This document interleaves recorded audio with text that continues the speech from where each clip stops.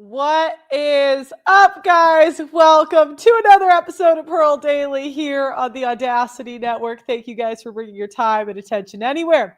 You could bring it anywhere, and you chose to bring it here today, so we really appreciate you tuning in. So if you guys want, you can donate to our divorce documentary. The GoFundMe link is in the description. As you guys know, we're trying to raise $100,000 to get the divorce documentary done. This documentary is going to do in-depth undercover footage. It's going to have high-level editing. It's going to be amazing. So anyways, if you want to donate, the link's in the description. So for those of you that don't know, because I know some of you guys are new viewers, I did a panel show in London. So I went to England to play volleyball. And I started a YouTube show, and this rapidly became one of the biggest debate panel shows in the United States. Even though it took place in London, the rankings were like in the YouTube, in the American YouTube section, because it was an American channel. And in the course of like a year and a half, I think I debated like 6 days a week, and I just met all different kinds of people. I can't say the T word on YouTube. I met liberal people. I met conservative people. And I would do these panel shows, and what I would try to do is I'd try to bring on two people with completely opposite opinions. So we even did like vegans versus carnivores. It was so fun. We did another week, and we did like trans people versus like non-trans people, talking about that sort of stuff. And we just did a lot of fun stuff. But one day we actually did a panel, and it was a body positivity panel. We basically brought on some fatties. We brought on some fat people to debate about body positivity. And if it was a good thing or a bad thing, I think was the topic at the time. And it was the craziest thing. I got a message the other day from one of the panelists. And she actually said she lost 150 pounds. I couldn't even believe it. She looks like a new person. So today we're doing a check-in. We're going to have her back on. And I'm curious, I don't know if she's still going to be body positivity or anti. I haven't talked to her at all yet. So I guess we're going to see. Welcome to the show, Pia. Woo! Hi. I feel really nervous. I don't know why. More nervous than I did in real life when we did this. Really? Oh, don't be nervous. Yeah. It's chill. So you have a lot of updates going on. Your life is completely different now since I last talked to you, right? Yeah, so I lost 150 pounds. I got married. It was a whole thing. But yeah, things are good. So it's nice. Awesome. So, okay, how much did you weigh when you came on is that okay if I ask you that? How much you weighed when you came on the show versus now? Yeah, I was 175 pounds, I wish. I was 275 pounds. I'm now 125 pounds. Oh my gosh. Okay, so when did you start losing the weight? When you came on the show, had you already made up in your mind that you were going to lose it? Because I don't know. I was thinking about the calorie deficit you must have done. You must have been eating like 1,200 a day calories. Less. So I did like quite hardcore. I went back and forth like dieting on and off. So when I was on the show, I had tried to lose weight and been on off trying to lose weight like a million people have. Yeah. And then eventually I went to the doctor. I kept getting hospitalized for my asthma. I have really, really bad asthma, and I'm skinny and I still have really bad asthma. But I went to the doctor, and they were like, listen, if you want to lose weight fast, like do an 800 calorie diet and just eat 800 calories for 12 weeks and we'll monitor you and check your bloods and stuff. And so I did that. And then when I did that for so long, it was so much easier to eat like 1,000, 1,200 because I'd done 800 for so long. And that was so hard that when I stuck to that and I could do it now, going to the gym and doing all that stuff is actually really easy because that was really hard, those 12 weeks. Oh my God. 800 you must have been starving. Like, oh yeah, my I was. Was that like all you thought about the whole day? Yeah, I think it gets like a bit obsessive. Like I watched a lot of like TV shows about weight loss, and I got a bit like obsessive with it at that time to almost like an unhealthy degree, but it was like I couldn't think about anything else to commit to it. No, do you know what? But the problem is if you do like when you're that big, if you do a small deficit, it's going to take you so long to lose the weight. Yeah, and do you know what? I actually think that, yeah, go ahead. controversial opinion, but I think a lot of people say like, oh, you need to do these small deficits, you need to just make little changes, eat one biscuit instead of two, because they're selling diet plans that they want you to stay on for a long time. I don't actually agree with that. I think for a lot of people, having that head start, and once I lost a lot of weight. I don't know what it is in pounds, but I lost 4 stone in those like initial 12 weeks, which is a lot of weight to lose. I think there's 14 pounds in a stone. I'm sure someone in the chat can do that maths. And so once I'd lost that weight, like there was so much motivation to keep going. Whereas if I was just doing a small deficit, which I had been doing before, and I just lost a little pound here or there, it was so easy to just gain that pound here or there back. Yeah, because it's one thing if maybe you have 20 pounds to lose, you could argue that, but like when you have 150 pounds you got to lose, you got to starve yourself. Do you know what? You don't have to. Starve. Sorry. To me, you'd think I would be the one who used to be 275, because to me, I hear 800 calories. I'm like, I would starve. I would now. Yeah, I don't think I could do it. Like if I need 800 calories a day. Yeah. But you're sporty, and I eat a lot more than that now because I go to the gym a lot. I do a lot of cardio. I do a lot of weights. I do a lot of gym. But at the beginning, I did no gym. I just did the calorie deficit. Do you know what's crazy? So I'd always been trying to lose like 20 pounds. I don't know what I weighed when I was on the show with you, but I lost 20 in the last few years. And that was always like the weight I was trying to get off.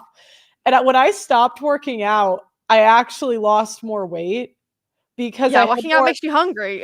Yeah, you know what? No, because it's that, and you have more time to cook and plan your meals. And I feel like if you don't take the time to like learn the nutrition, I don't know if you had the same experience, but for me, it was like, if you don't take the time to learn the nutrition and not even focus on the gym as much, like if you could do both, if you have the time, it's fine. But if you don't, like, I think nutrition's way more important.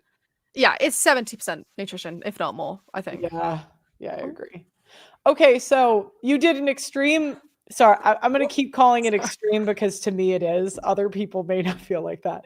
But so you did 800 calories a day for how long? 12 weeks. Okay. But that was monitored by my doctor. I wouldn't recommend anyone to do that unless your doctor tells you and monitors your bloods while you're doing it.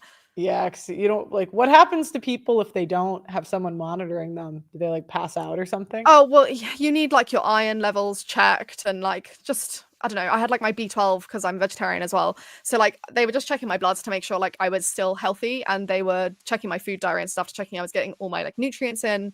So I hate macros. I find them so boring, but I always focus on protein and fiber as a general rule of thumb. But obviously when I was doing that diet, I did have to count my macros because, you know, it's just so low that you need to. How many grams of protein did you do in a day? Like when I'm not gonna lie, I actually can't remember because they changed it quite a lot because it was relative to my weight. But yeah, these days I just, you know, like if I want like a snack or something, I'll have like a protein snack. So I don't really think about it because I get a lot quite naturally just from eating those kind of things. Okay. So how long did the whole weight loss take? Was it like a year and a half? Yeah, I think just under. And how many hours did you like how much time, like if someone's working a normal job, how much time can they expect to spend a week trying to like take care of that? Like someone wants to lose that amount of weight. So I think anyone can do it with just diet. It's when you introduce exercise that it gets really hard. And obviously I wanted to introduce exercise. The reason I lost weight was for my health. So I wanted to introduce exercise because it's good for your heart health. And for me, I have asthma. It's good for my cardiovascular as well as my lungs. And so I wanted to get my VO2 max up and things like that. Rather than just doing my diet. But in order for me to exercise, I had to lose the weight first. So that sort of all that nutrition came first, and then I started exercising. But I would actually find it easier now to eat less if I didn't exercise, because exercise does, particularly cardio, makes you very hungry. And what was some things that were keeping you fat before that you didn't really know?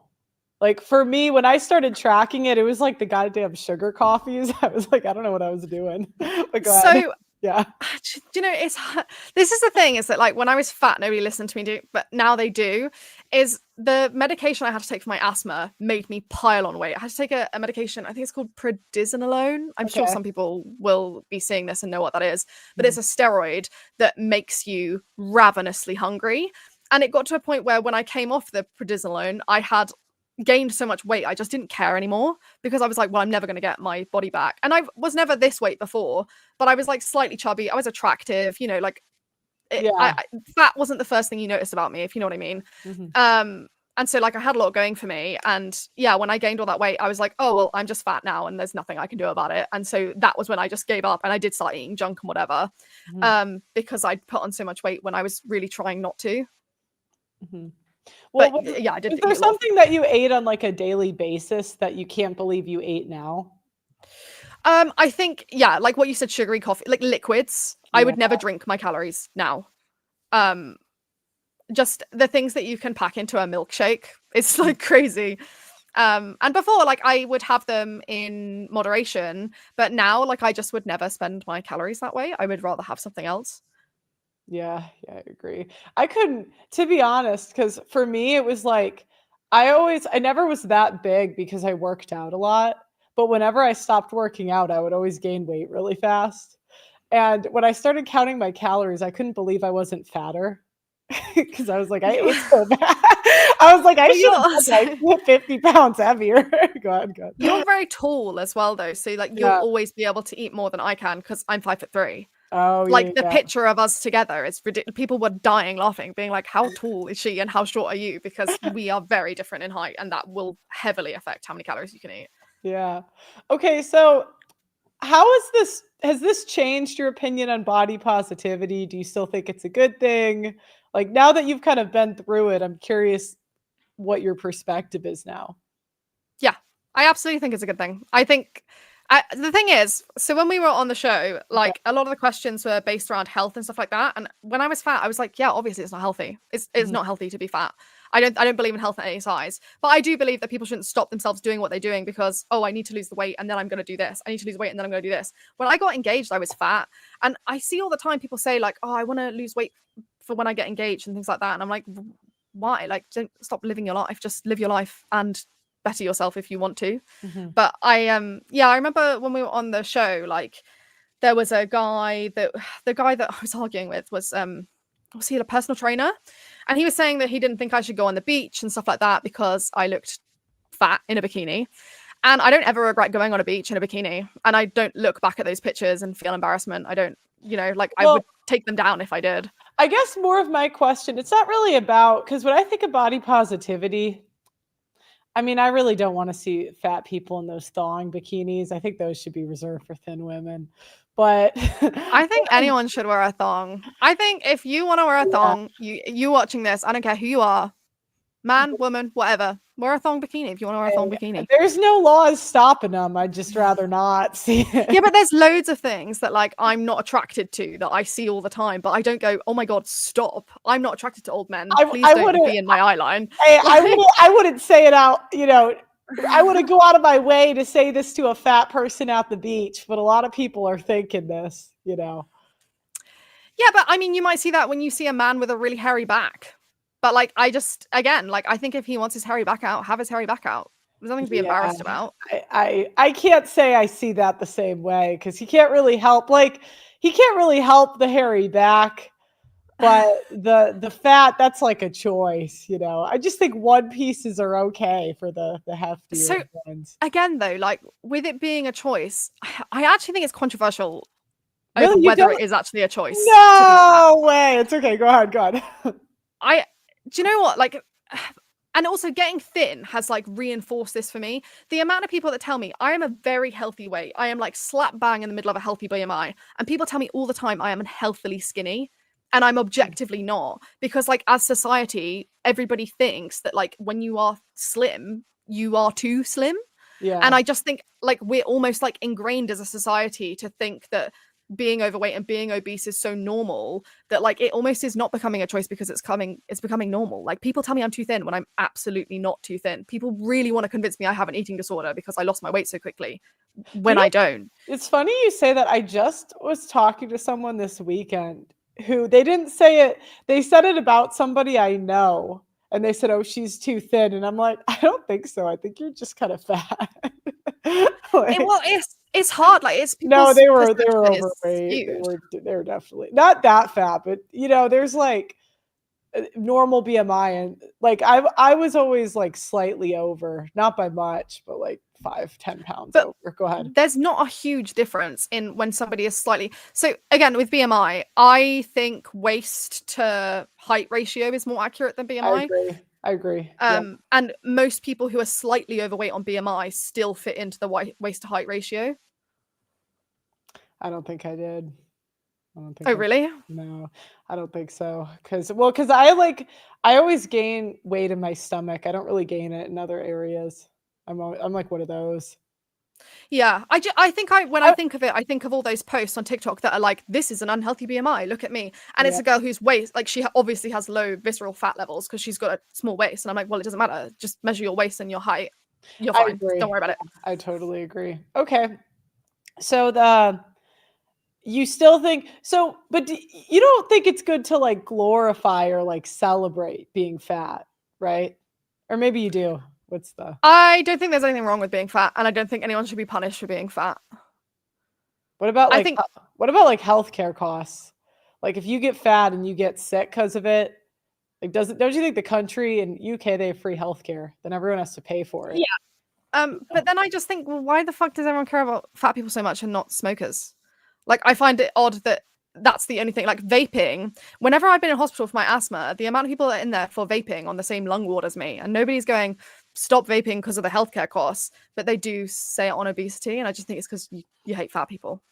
Well, do you know what I mean? No, do you know what it is? I think it's more in one, smoking is more of a British thing than an American thing. I guess we have the vapes, but I think like smoking is more accepted in Britain than America. I don't think it's as accepted here. In Europe, generally, people smoke a lot. Yeah. Okay, so you lost the weight in a year and a half. You still think the body positivity stuff is good overall. And do you know what as well? Shout out. I love the people I was on the show with. Sugar Puff. I think he's a great example of body positivity. He's a cool guy. He is a cool guy. We're going to react to it in a little bit, but I want to see what other questions I have. I just want to see if your opinions, because it seems like your opinions haven't really changed much since being thin. So is there anything but people listen now. Well, yeah, you know. And that's the thing. So that's why I feel the need to say it. We gave you a microphone when you were fat. Like we didn't. I know, but nobody took me seriously when I said, like, yeah, medication made me really fat. But now when I say it, people are like, oh, damn, did it? I'm like, yeah. Okay, let me pull this up. Oh, how has your life changed since losing the weight outside of health? I'm assuming you get way more attention when you go everywhere. Do you know, it's really funny that you say that because, like, kind of not. Like, not. I don't think I was ever ugly. So it's like, people say all these things of like, I was taking the piss out of because I was fat and, you know, or I don't know what Americans would say is taking the piss out of. But like, I have never had that experience. I've never had people make fun of me for being fat outside of your chat. It's like, I've not really experienced that.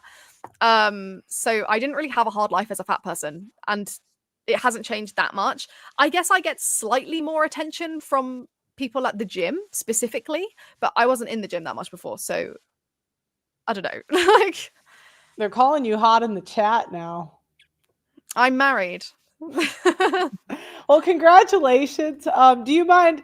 Doug MPA wanted to eat his words a little bit, so he wanted to come say hi. Is that all right with you? Yeah. Yeah, okay. Doug MPA, hello. Oh my goodness, who is that? Yeah, wow. First off,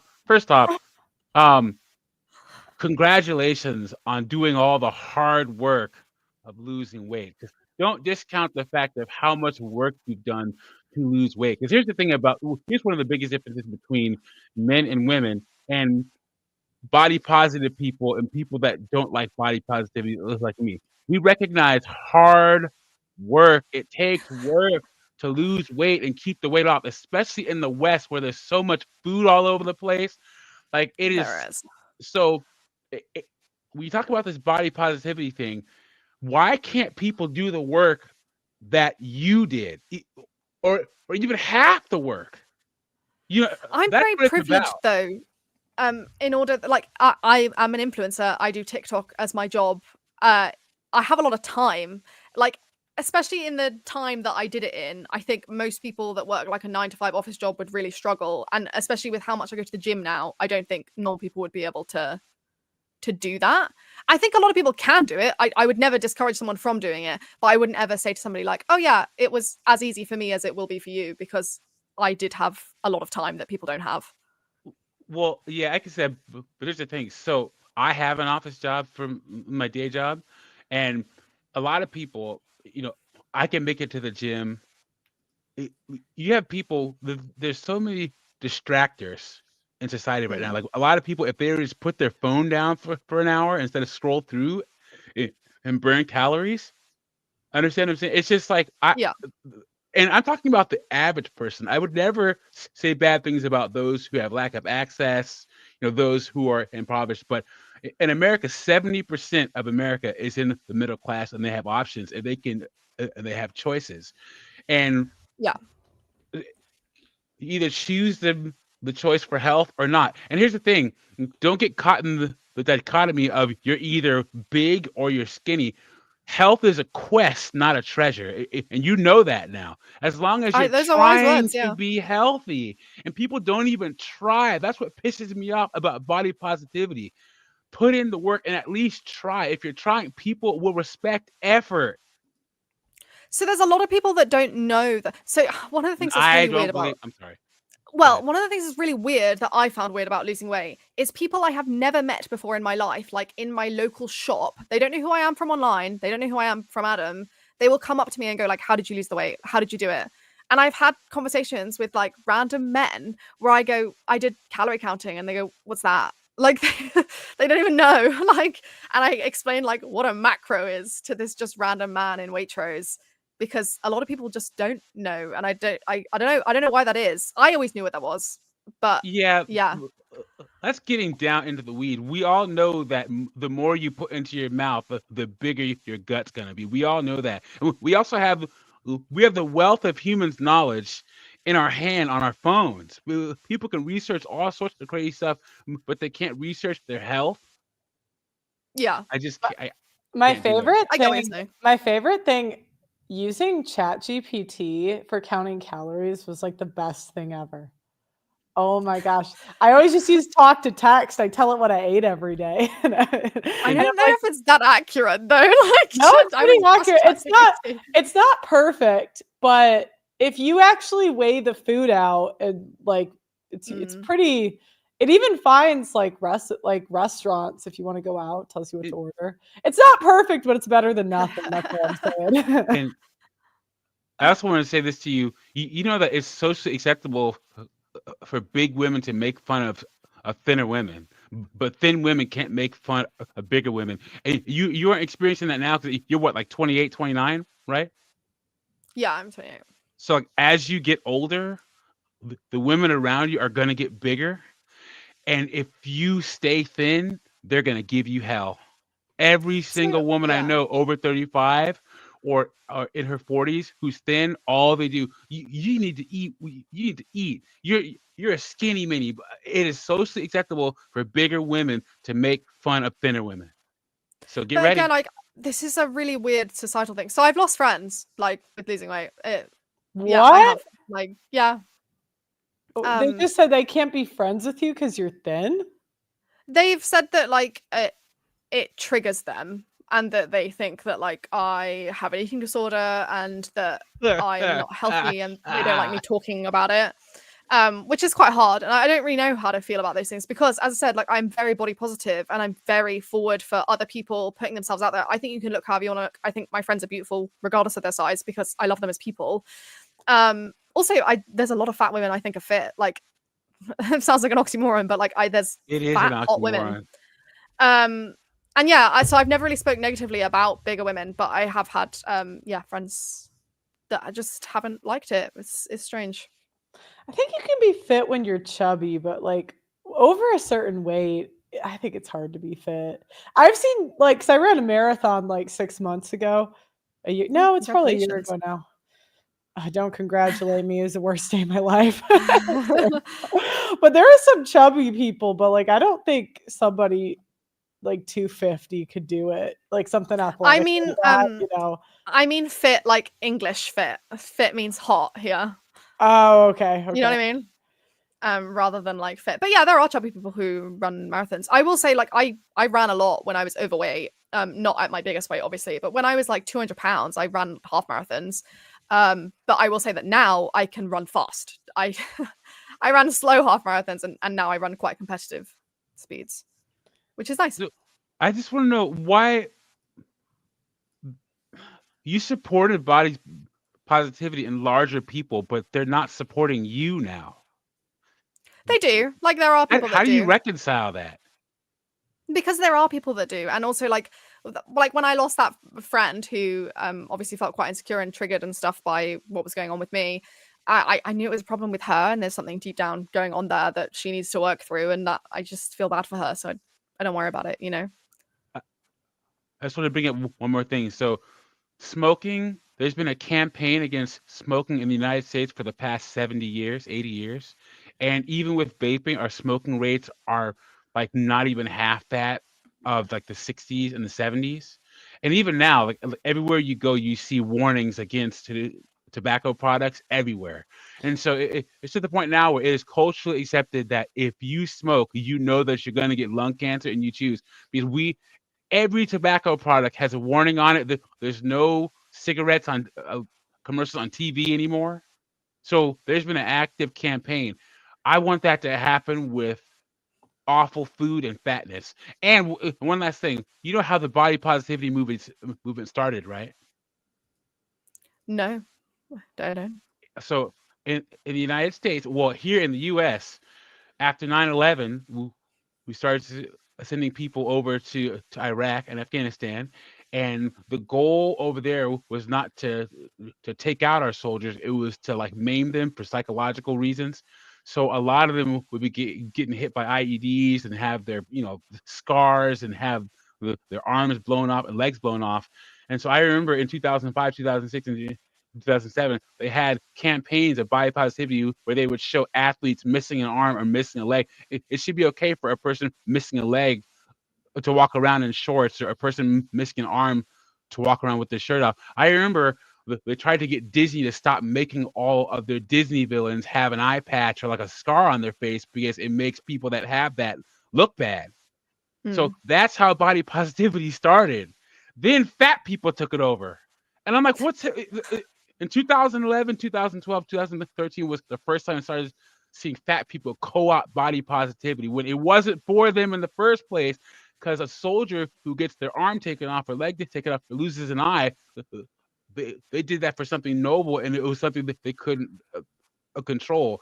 But fat people just took the whole thing over. So I have a different idea of what body positivity is. If something happened outside of your control, you should be body positive about it. But if you just don't want to do the work and spend the effort, what did your parents tell you when you were trying to avoid your chores when you were little? You're spending more time not doing the work than if you just do the work. And that's what body positivity people are doing. See, that's why I disagree with you, and I disagree with a lot of body positivity people as well, because I think it's for everybody.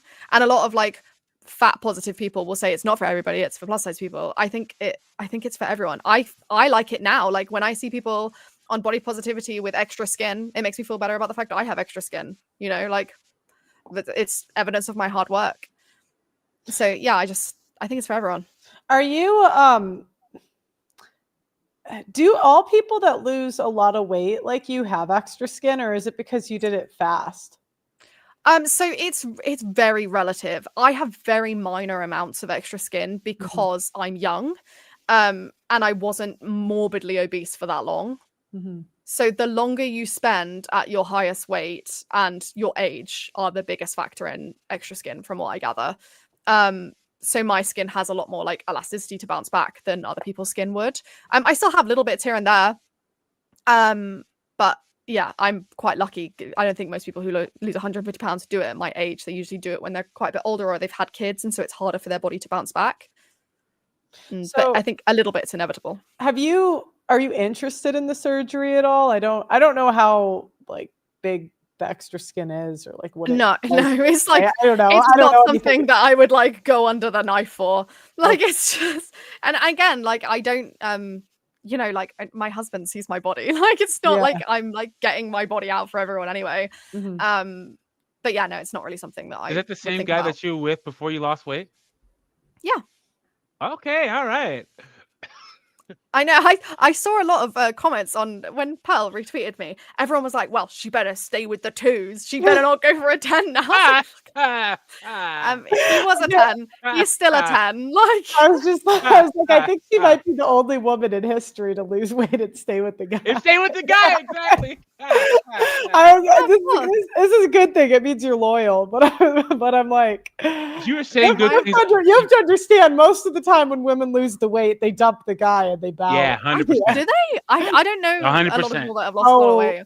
For what, yeah. like 90% of the time, maybe? Who's it that happened? And Yeah, you like were saying 90. really good things about him on the show, so Yeah, he's a really good egg. And also, like everyone was like, "Is he fat? Is he fat?" He's not fat. He's skinny. He's always been skinny, and he eats more crap than anyone I've ever met in my life. But he's nearly 7 foot. He's extremely tall, so it doesn't affect him at all. He can eat whatever. We have a rule in our house where he can buy as much junk food as he wants, but nothing I like, so that I won't look at it. How did you meet him? He was a follower. Oh, cool. Years ago. Okay. Years ago, he was a follower. He's a good egg. All right, we're gonna pull this up. Make sure to like the video and subscribe if you haven't already. Let's get to 100% engagement, please. And thank you for being on the Audacity chat, everybody. We really appreciate it. Go ahead. It's going to be interesting because I did so many shows that I honestly barely even remember what we talked about this panel. So I don't remember Obviously, either. when you have an agency, you have a quota that you want to meet. You want people that look different. So blonde girls will dye their hair ginger so that they match. So if you're a natural, it's better for the industry, especially if you have long hair. Would I be considered a ginger, or am I not ginger enough? You'd be ginger. Some people say that I'm like a brunette. Other people say blonde. I feel like people just say that. Like sometimes people are like, "Oh my god, you're strawberry blonde." I'm like, "No, I'm ginger. Just say I'm ginger." No one.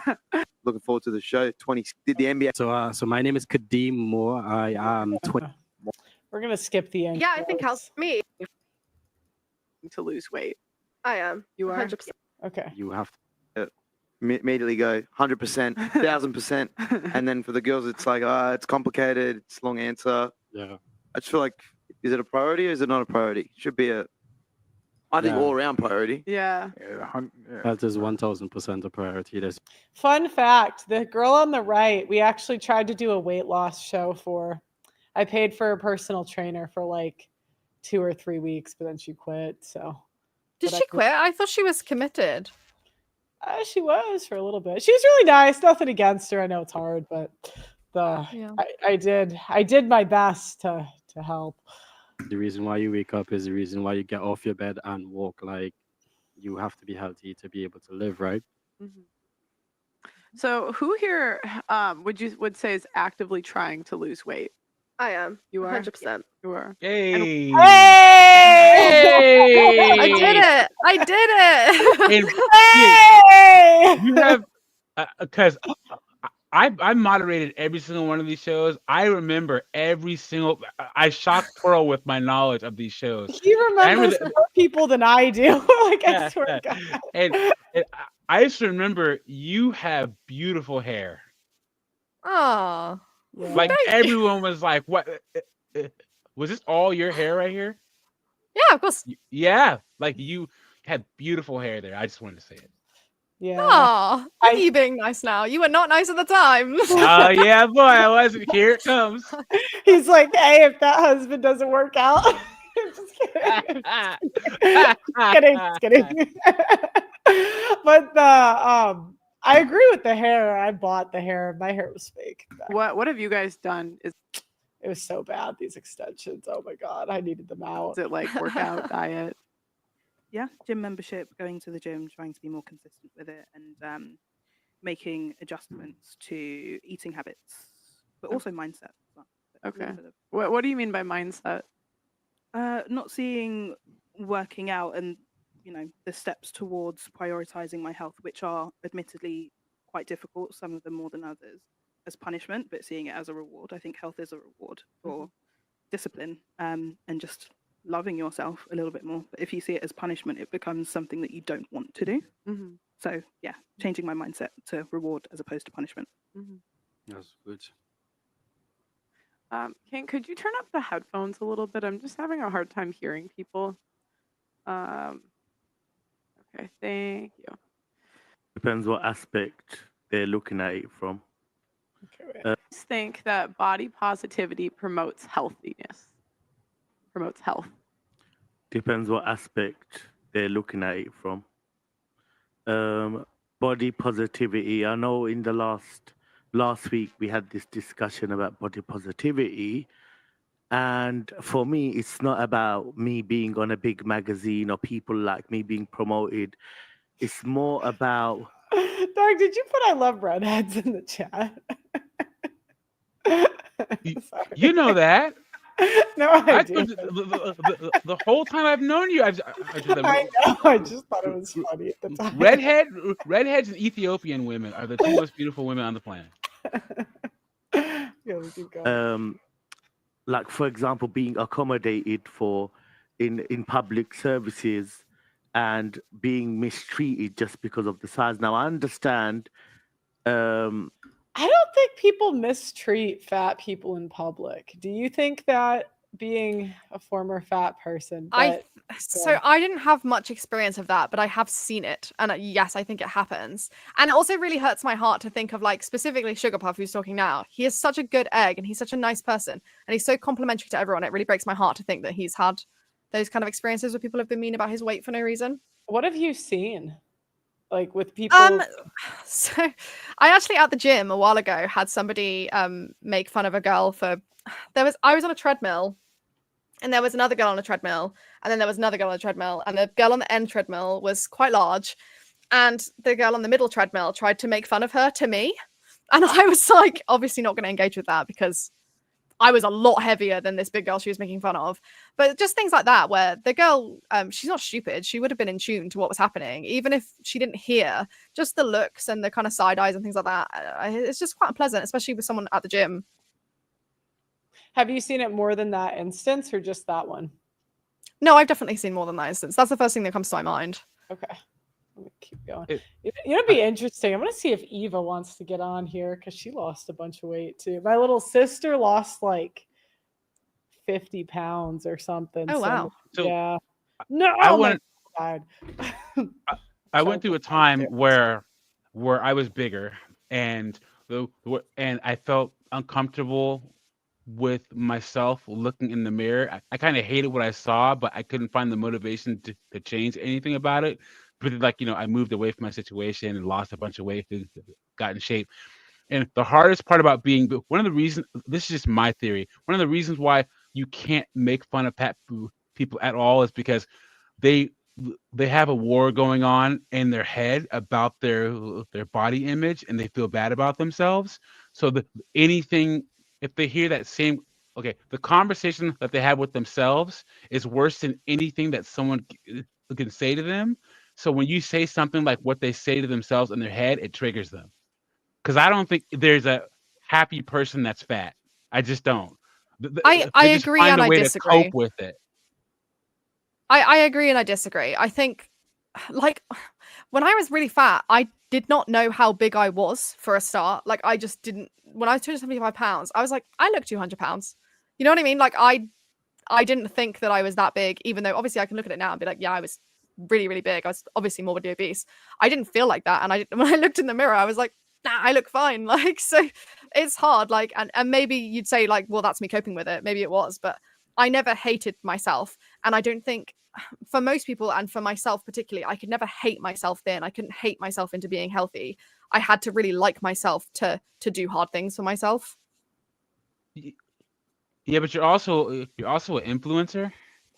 So influencers, especially people who are good at it, have a whole different mindset than the average person. So like, I don't think that your mindset about yourself and your esteem, the fact that you would be an influencer and have your face out there and live that lifestyle automatically means that you don't have the mindset of the regular fat person. Yeah, but I see like the mindset of other overweight people who, and like I said before, like they stop themselves doing things because they go, oh, well, I want to lose weight and then I'll start dating. I want to lose weight and then I'll do this. When I was 275 pounds, I got to record a song at Abbey Road Studios. If I was worried about what I was looking like that day, I would have gone, oh, I'm not going to go. I don't want to do that. And I wouldn't have taken all these like amazing opportunities that I had because I wouldn't have wanted to be on camera. And so I'm really glad that I never felt that way. And I don't think people should feel that way. But I do think a lot of people do feel that way. Okay. Welcome to the show, Eva. My sister's here. She's another redhead. She lost. Hi, Eva. Eva, how much weight did you lose? 50 pounds? 80?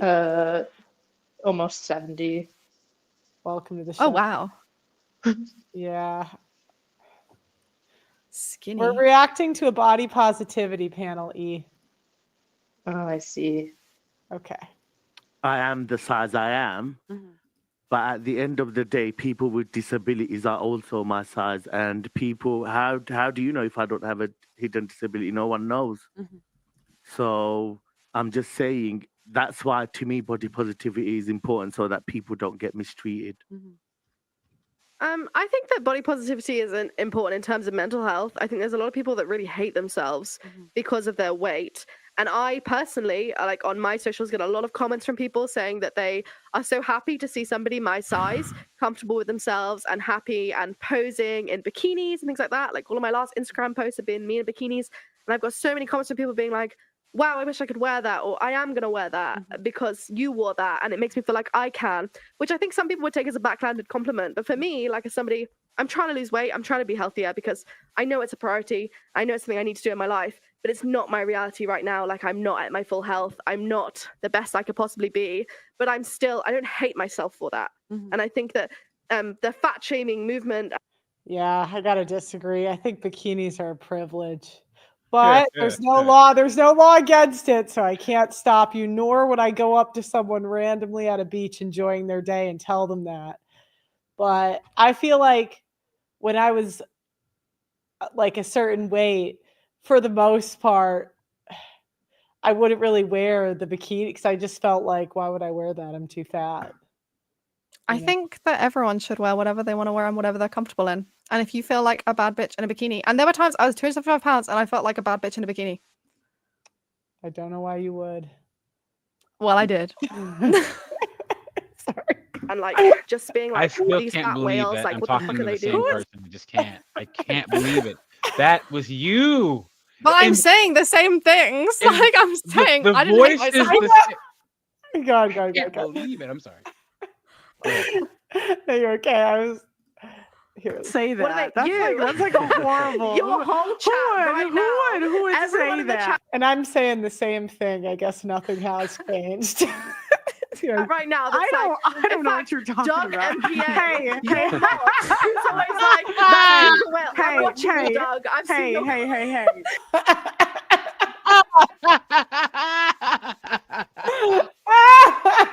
See, Doug, that's where you blew it. One of my greatest moments on Pearl's channel is that right there. He trolled Man. so hard the panelist on something on his name. Let's go. I say the whales. No, but Unless I am insulted or attacked. I can't say that anymore not because I don't want to, but because of YouTube guidelines. What a shame. You can't be mean to people. They take everything great. They're mean to men all the time, and there's no consequence. What do you mean they're mean to men? It's the guidelines. What do you mean? No, like you could say men are trash, kill all men, screw men, da. But if you say anything that applies to women, they kick you off and they ban you. It makes perfect sense, Pia, because women make 80%. You can just say kill all men and they won't do anything about it. They won't do anything. Nothing. That is odd to me. I can explain it to you why. It's because women make 80% of consumer buying decisions. So they have to pander to who's paying them. They have to. If I had a female, like if I had a channel, oh my gosh, I can do my pandering. This is what I would do if I was pandering to body positivity. It would be like, wait, hold on, panel one. It would be like, You are beautiful at the weight you're at. I mean, honestly, you are a queen. I mean, you should go out in a bikini at any size. You know, I would just go on that route. I'm gonna clip that. Go ahead, I don't care. Just so you know. You know, and then if I just pandered, I'd make way more money. Yeah, Make so yeah. much I more would money. say, ladies. If I was smarter, I would have pandered a year ago and just. No, Yeah. but you. I know that you're smarter than that, and you're lying because what you do is much more controversial and therefore gets clicks. No, Like as soon as Taylor Swift got engaged, you were like, Taylor Swift is mid.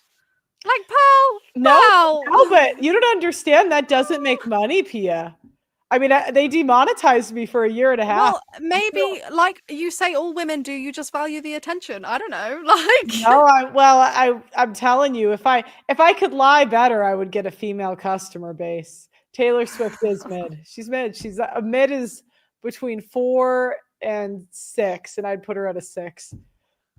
Who's a 10? I would put a 10. Megan Fox in her prime. Margot Robbie in her prime. I don't think Taylor Swift is at that level. Yeah, I can't agree. Taylor Swift is not that pretty.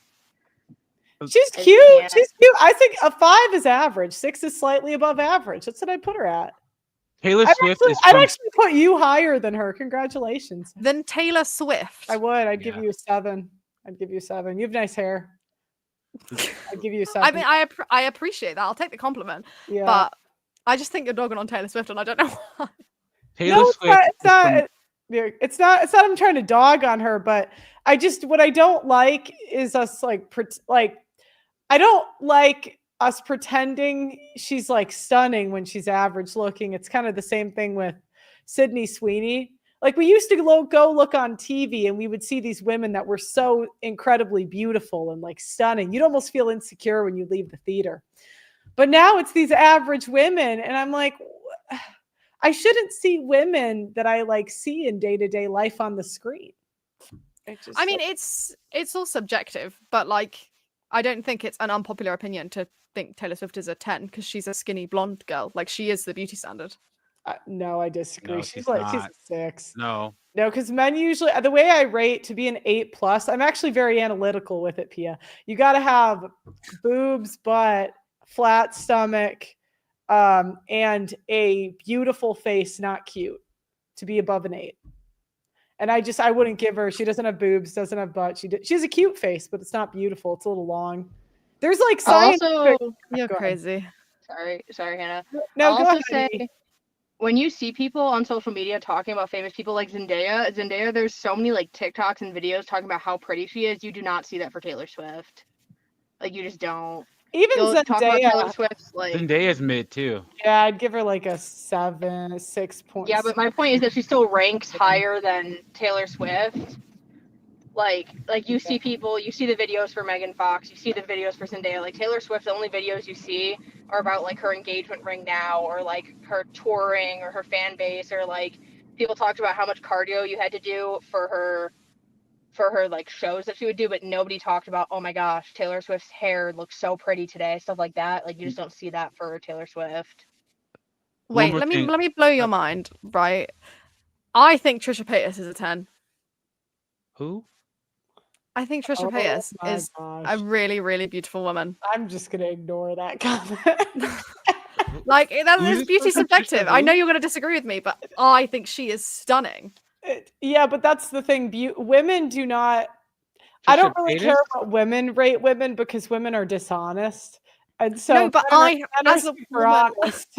Men are super. I honest. have sex with women, or I don't anymore. Sorry, this is my husband. Like I have, you know. Wait, what? She is a woman that I am attracted to. But it's not like lesbians. And I would. It's not like lesbians are usually attractive. They're like dykes. That's what they're known for looking like. No, I like feminine women, and I think of women I am actually sexually attracted to. I think Trisha Paytas is the first person that comes to my mind.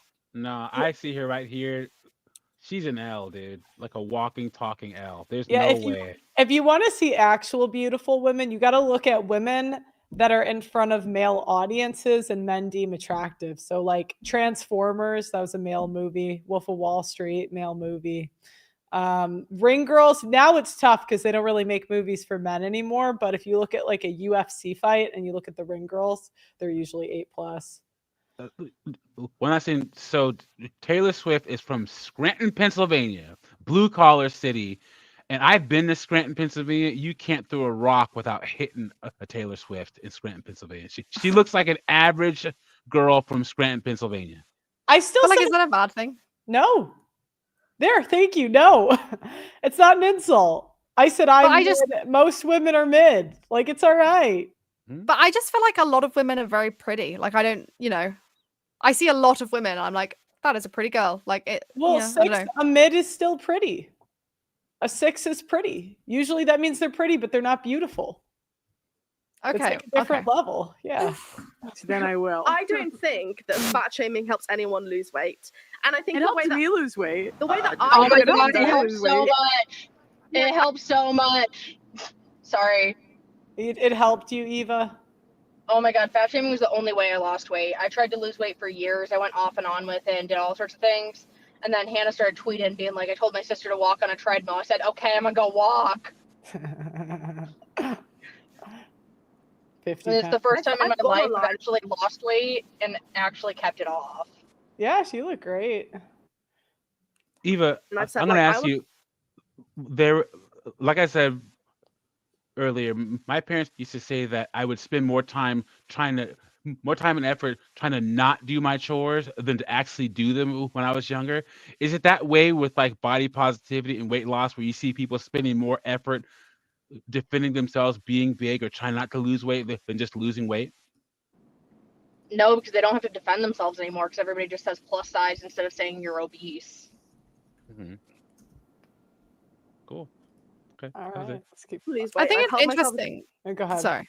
Go ahead. I think it's interesting that you're from the same family and you have the same opinion on that fat shaming works for you. It makes me wonder, like, when you grew up, what was your household like in terms of like, did you have like kind of an almond mom? Like, do you know what I mean? No, do you know what's funny? Eva, what used to be like a blue-haired feminist, like she used to have like blue hair and like she did not agree with any of this stuff. So Thank you for calling me out, Hannah. Thank you. Thank you for Sorry. bringing That's up just that very interesting. painful memory.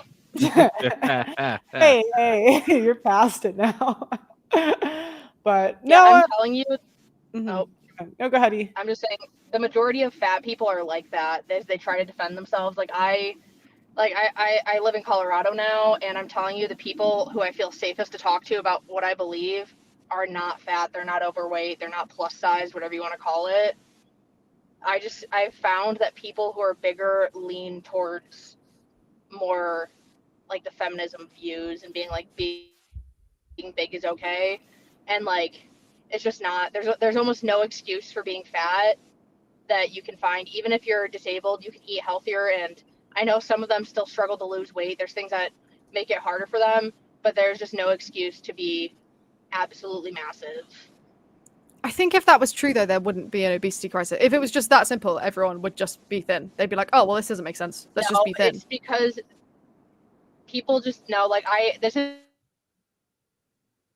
Uh-oh, you broke up. Oh no. Oh, well, I'm right. Anyway. that you've taken. Wait, you broke up for a second. The easiest thing. They make so many apps nowadays that you. Oh, I said it's actually. Uh-oh. I think she's saying it's so easy because of the apps, like I guess like MyFitnessPal and stuff. No, I'm telling you, ChatGPT. I'll die on this hill. Yeah, it's just, there's no excuse to be overweight. People just eat like shit and say I can't lose weight. It's just not true. Have you heard of vanity sizing, Pia? Yeah. What do you think of vanity sizing? I think it's really annoying because all of my clothes are different in every different shop. And like some shops don't carry a small enough size because like the extra small is like a small, not an extra small. Do you know what I mean? Things like that. It is annoying, and silly. And I think it's apparent when you look at old clothes and stuff. But I just think that people, again, like if people were more accepting of themselves, things like that wouldn't exist because they wouldn't need to pretend that they're smaller to buy the clothes that they want. I actually agree with you. But why can't they just say I'm fat instead of gaslighting us to think they're not fat? You But know what I mean? that's Like if they just said, "Hey, I'm fat and I don't look good fat." That's but it. like why does it have to have the end bit on? Why can't you look good fat? Well, because that's delusional to think you do. I mean, you might look fat when you're young because you got like the youngness to you, but when you're old and fat, you're cooked. Like you could still get laid as a young fat person, Girl's but the best. when you're an old fat woman, you're done cooked. Yeah, but if you're just talking about looks fading, everyone's looks fade when they get old. Everybody's ugly and saggy and old and gross eventually. You know, Yeah, I'm sorry. not as much. I don't know. I went to guys can hold on to it for a lot longer, but go ahead, Doug. Here's the way that I see the effort of defending yourself when you're fat and all the time it takes to do so. So, you know, the black community, we come up with all these crazy names, right? We have women with apostrophes and all sorts of, one of my friends named her daughter Kyandria with an apostrophe and all sorts of extra E's and A's and stuff. And anyway, so I see people where Asian people come here and they have Asian names, but in office they'll just have you call them Phil or Alice because they know people won't be able to pronounce their name. So why fight it every single day? But my people, American black people, would give their son or daughter a crazy name and they'll spend their entire life correcting people on the name. And it's just like, you only have so much energy in a day. Why do you just accept your name, accept the fact that people can't say your name like Asian people do? Asian people are like, look, they're never going to be able to say my name. Call me Phil, move on. Whereas, and that's what it is with body positivity. You only have so much time and effort in a day. Why put yourself in a position where you have to defend that over and over every single day? Why? I think that's an injustice, though. Like, I think people should always make an effort to say somebody's name. I think that that's polite and civil.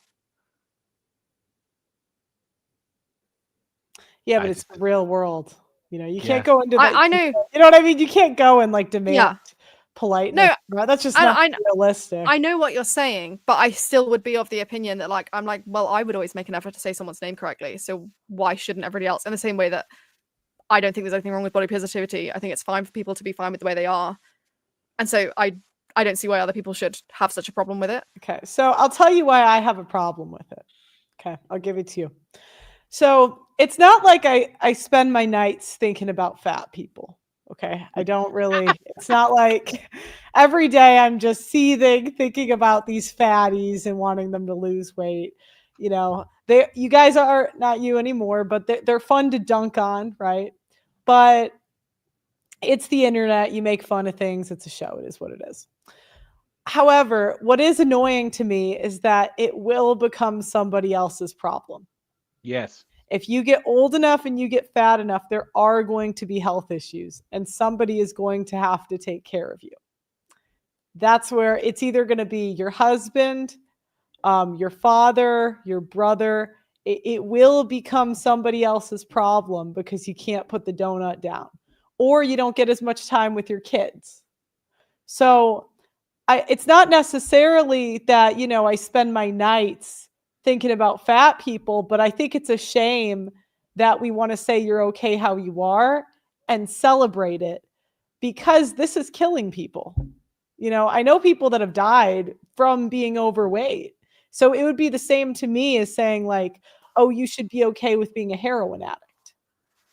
It's not like I spend my nights, you know, thinking about heroin addicts, but when I see somebody say heroin positive, I kind of look at them funny.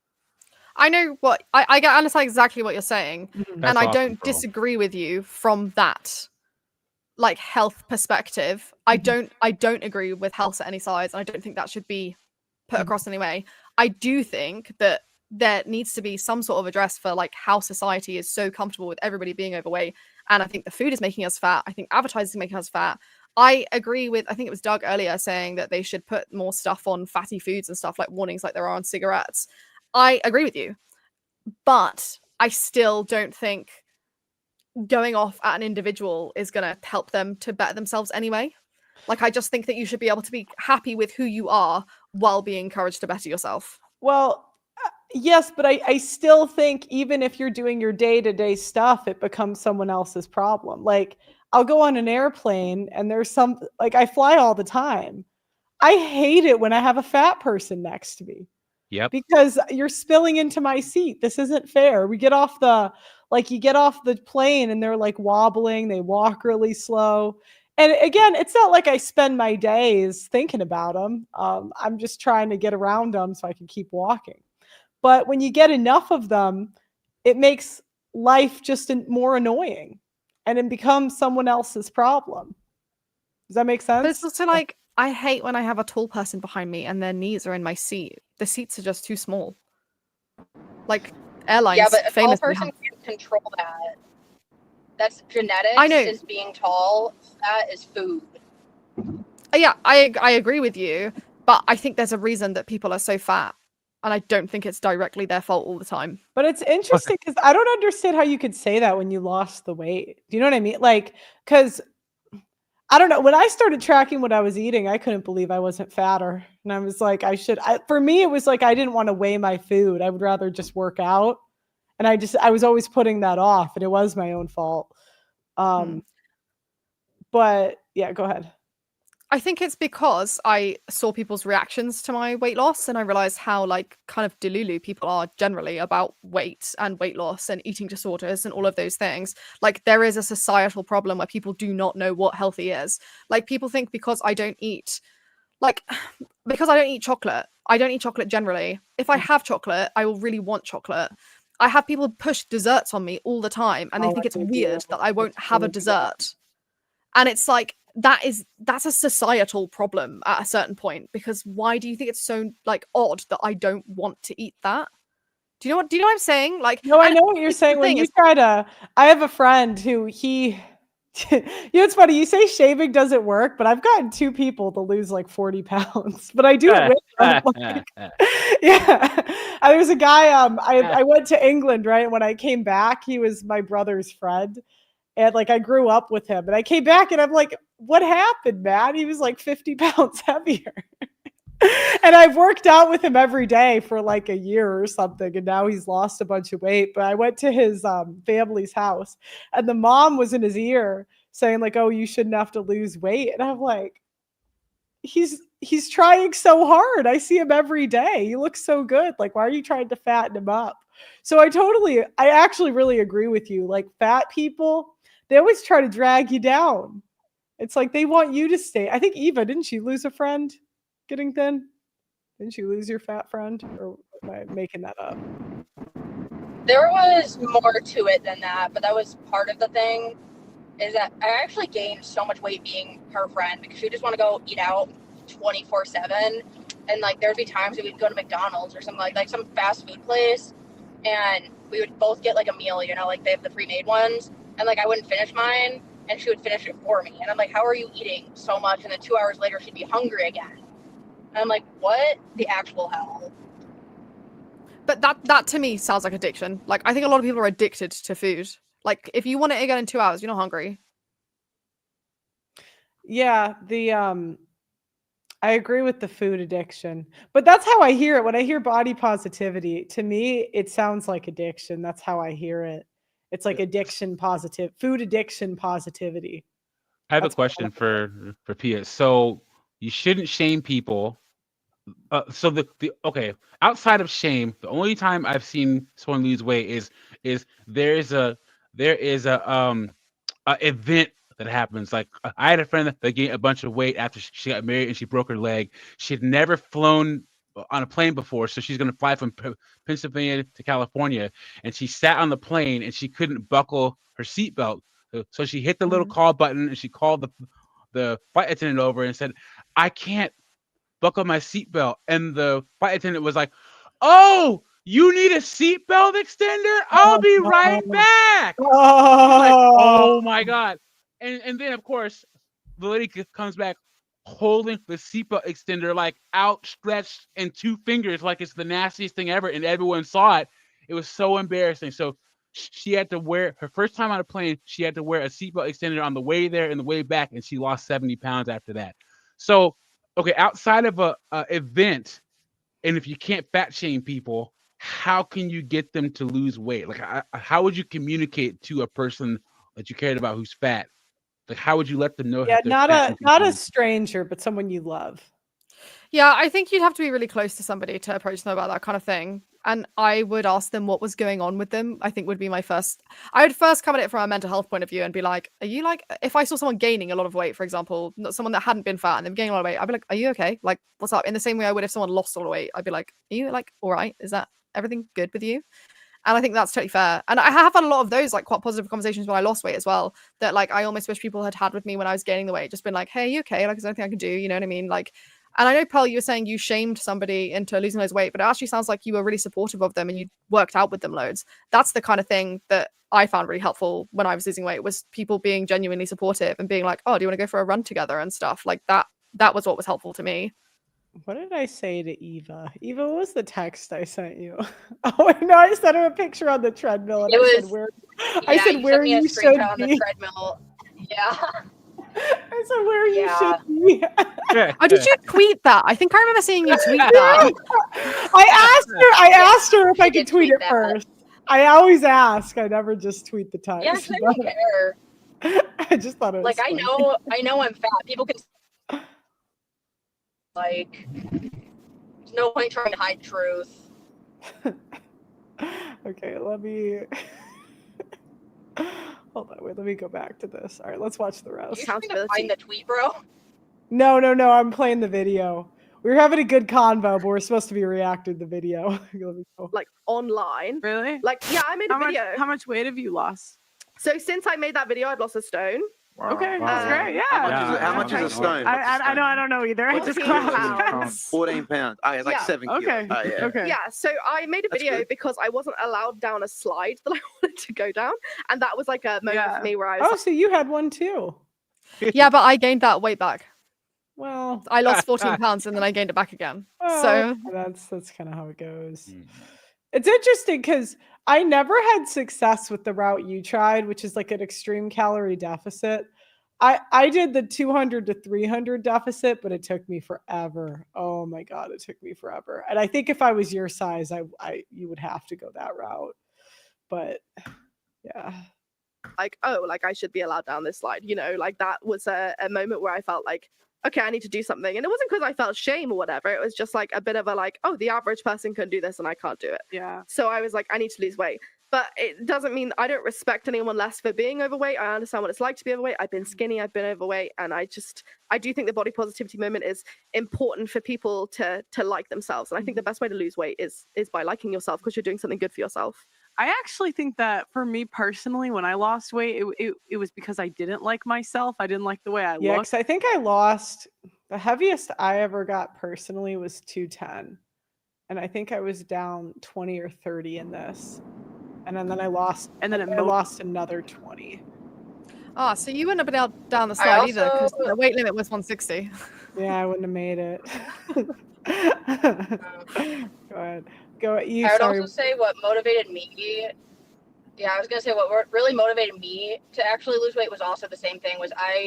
It was like a straight month where you know those days that you just like you feel pretty one day for no reason, nothing like in particular, you just feel pretty. I hadn't had that for like a straight month, and I was like, I just feel huge. I feel like I am a bum because like the nicer clothes that I want to wear don't fit me, and I just felt so ugly and terrible about myself, and that's what motivated me to lose weight. And like I did it really aggressively. Like I went full keto. I cut out sugar for my diet. Like I did everything. And I feel like it was because I just felt so ugly. Well, yeah, when you're that big, I don't know. I think it'd be pretty frustrating when you're that big to not see a change. They're saying 210 is okay for 6 foot. Look at No, it's not. No, it's not. It wasn't. You're not like giant, but I think like it was still too fat. What was your BMI? It was slightly overweight. It was no, like 27. because I know 185 is slightly overweight for me. That's like 5 pounds overweight. So I think 180 is when I get to a healthy BMI. But yeah, 210 was overweight, but it wasn't obese, I think. I was so miserable when I was bigger that I'll do anything to not feel that way about myself again. And I can see in people's faces that are bigger when they feel themselves when they I can tell when they feel like that. I can hear how they talk, and I want to do anything for them to not feel that way about themselves. I will never be as big as I was in high school again because I was absolutely freaking miserable. I will do anything to not feel that way again. Singer says 210 is normal for 6 foot. Well, of course, a black guy's saying that. Come on. I co-sign on that statement. What does that mean? Like they always go for the fat chicks. There was a girl on Pearl's show. 300 plus pounds. A black guy's always doing it. That's what they're known for. Go on. There was a girl Is that a thing? Yeah. on Pearl's show, and she freaking pissed me off because she was sitting on the couch with glasses, and a super chat asked all the women what do they rate themselves, and she said, "Oh yeah, I'm a 5 to white guys, but I'm an 8 to black guys." And this girl was like 6 foot tall, like a smooth 275 or something like that. And I'm like, I was so mad, but I couldn't even be mad because she's right. But I was pissed because this girl was like, I don't know if you remember who it was, Pearly. You but I remember was the so shows pissed. better than I do, Doug. I remember every single one of them. Yep. I'm a I 5 to can't white guys, speak but I'm an for- 8 to black guys. Oh God. I can't speak for black men, so I'll let you. We got to do better, know black what's guys. going Come on. on now. We got to do better. No, I was on this. Actually, I'm going to talk for too long. We need to react. Motivated me to lose weight.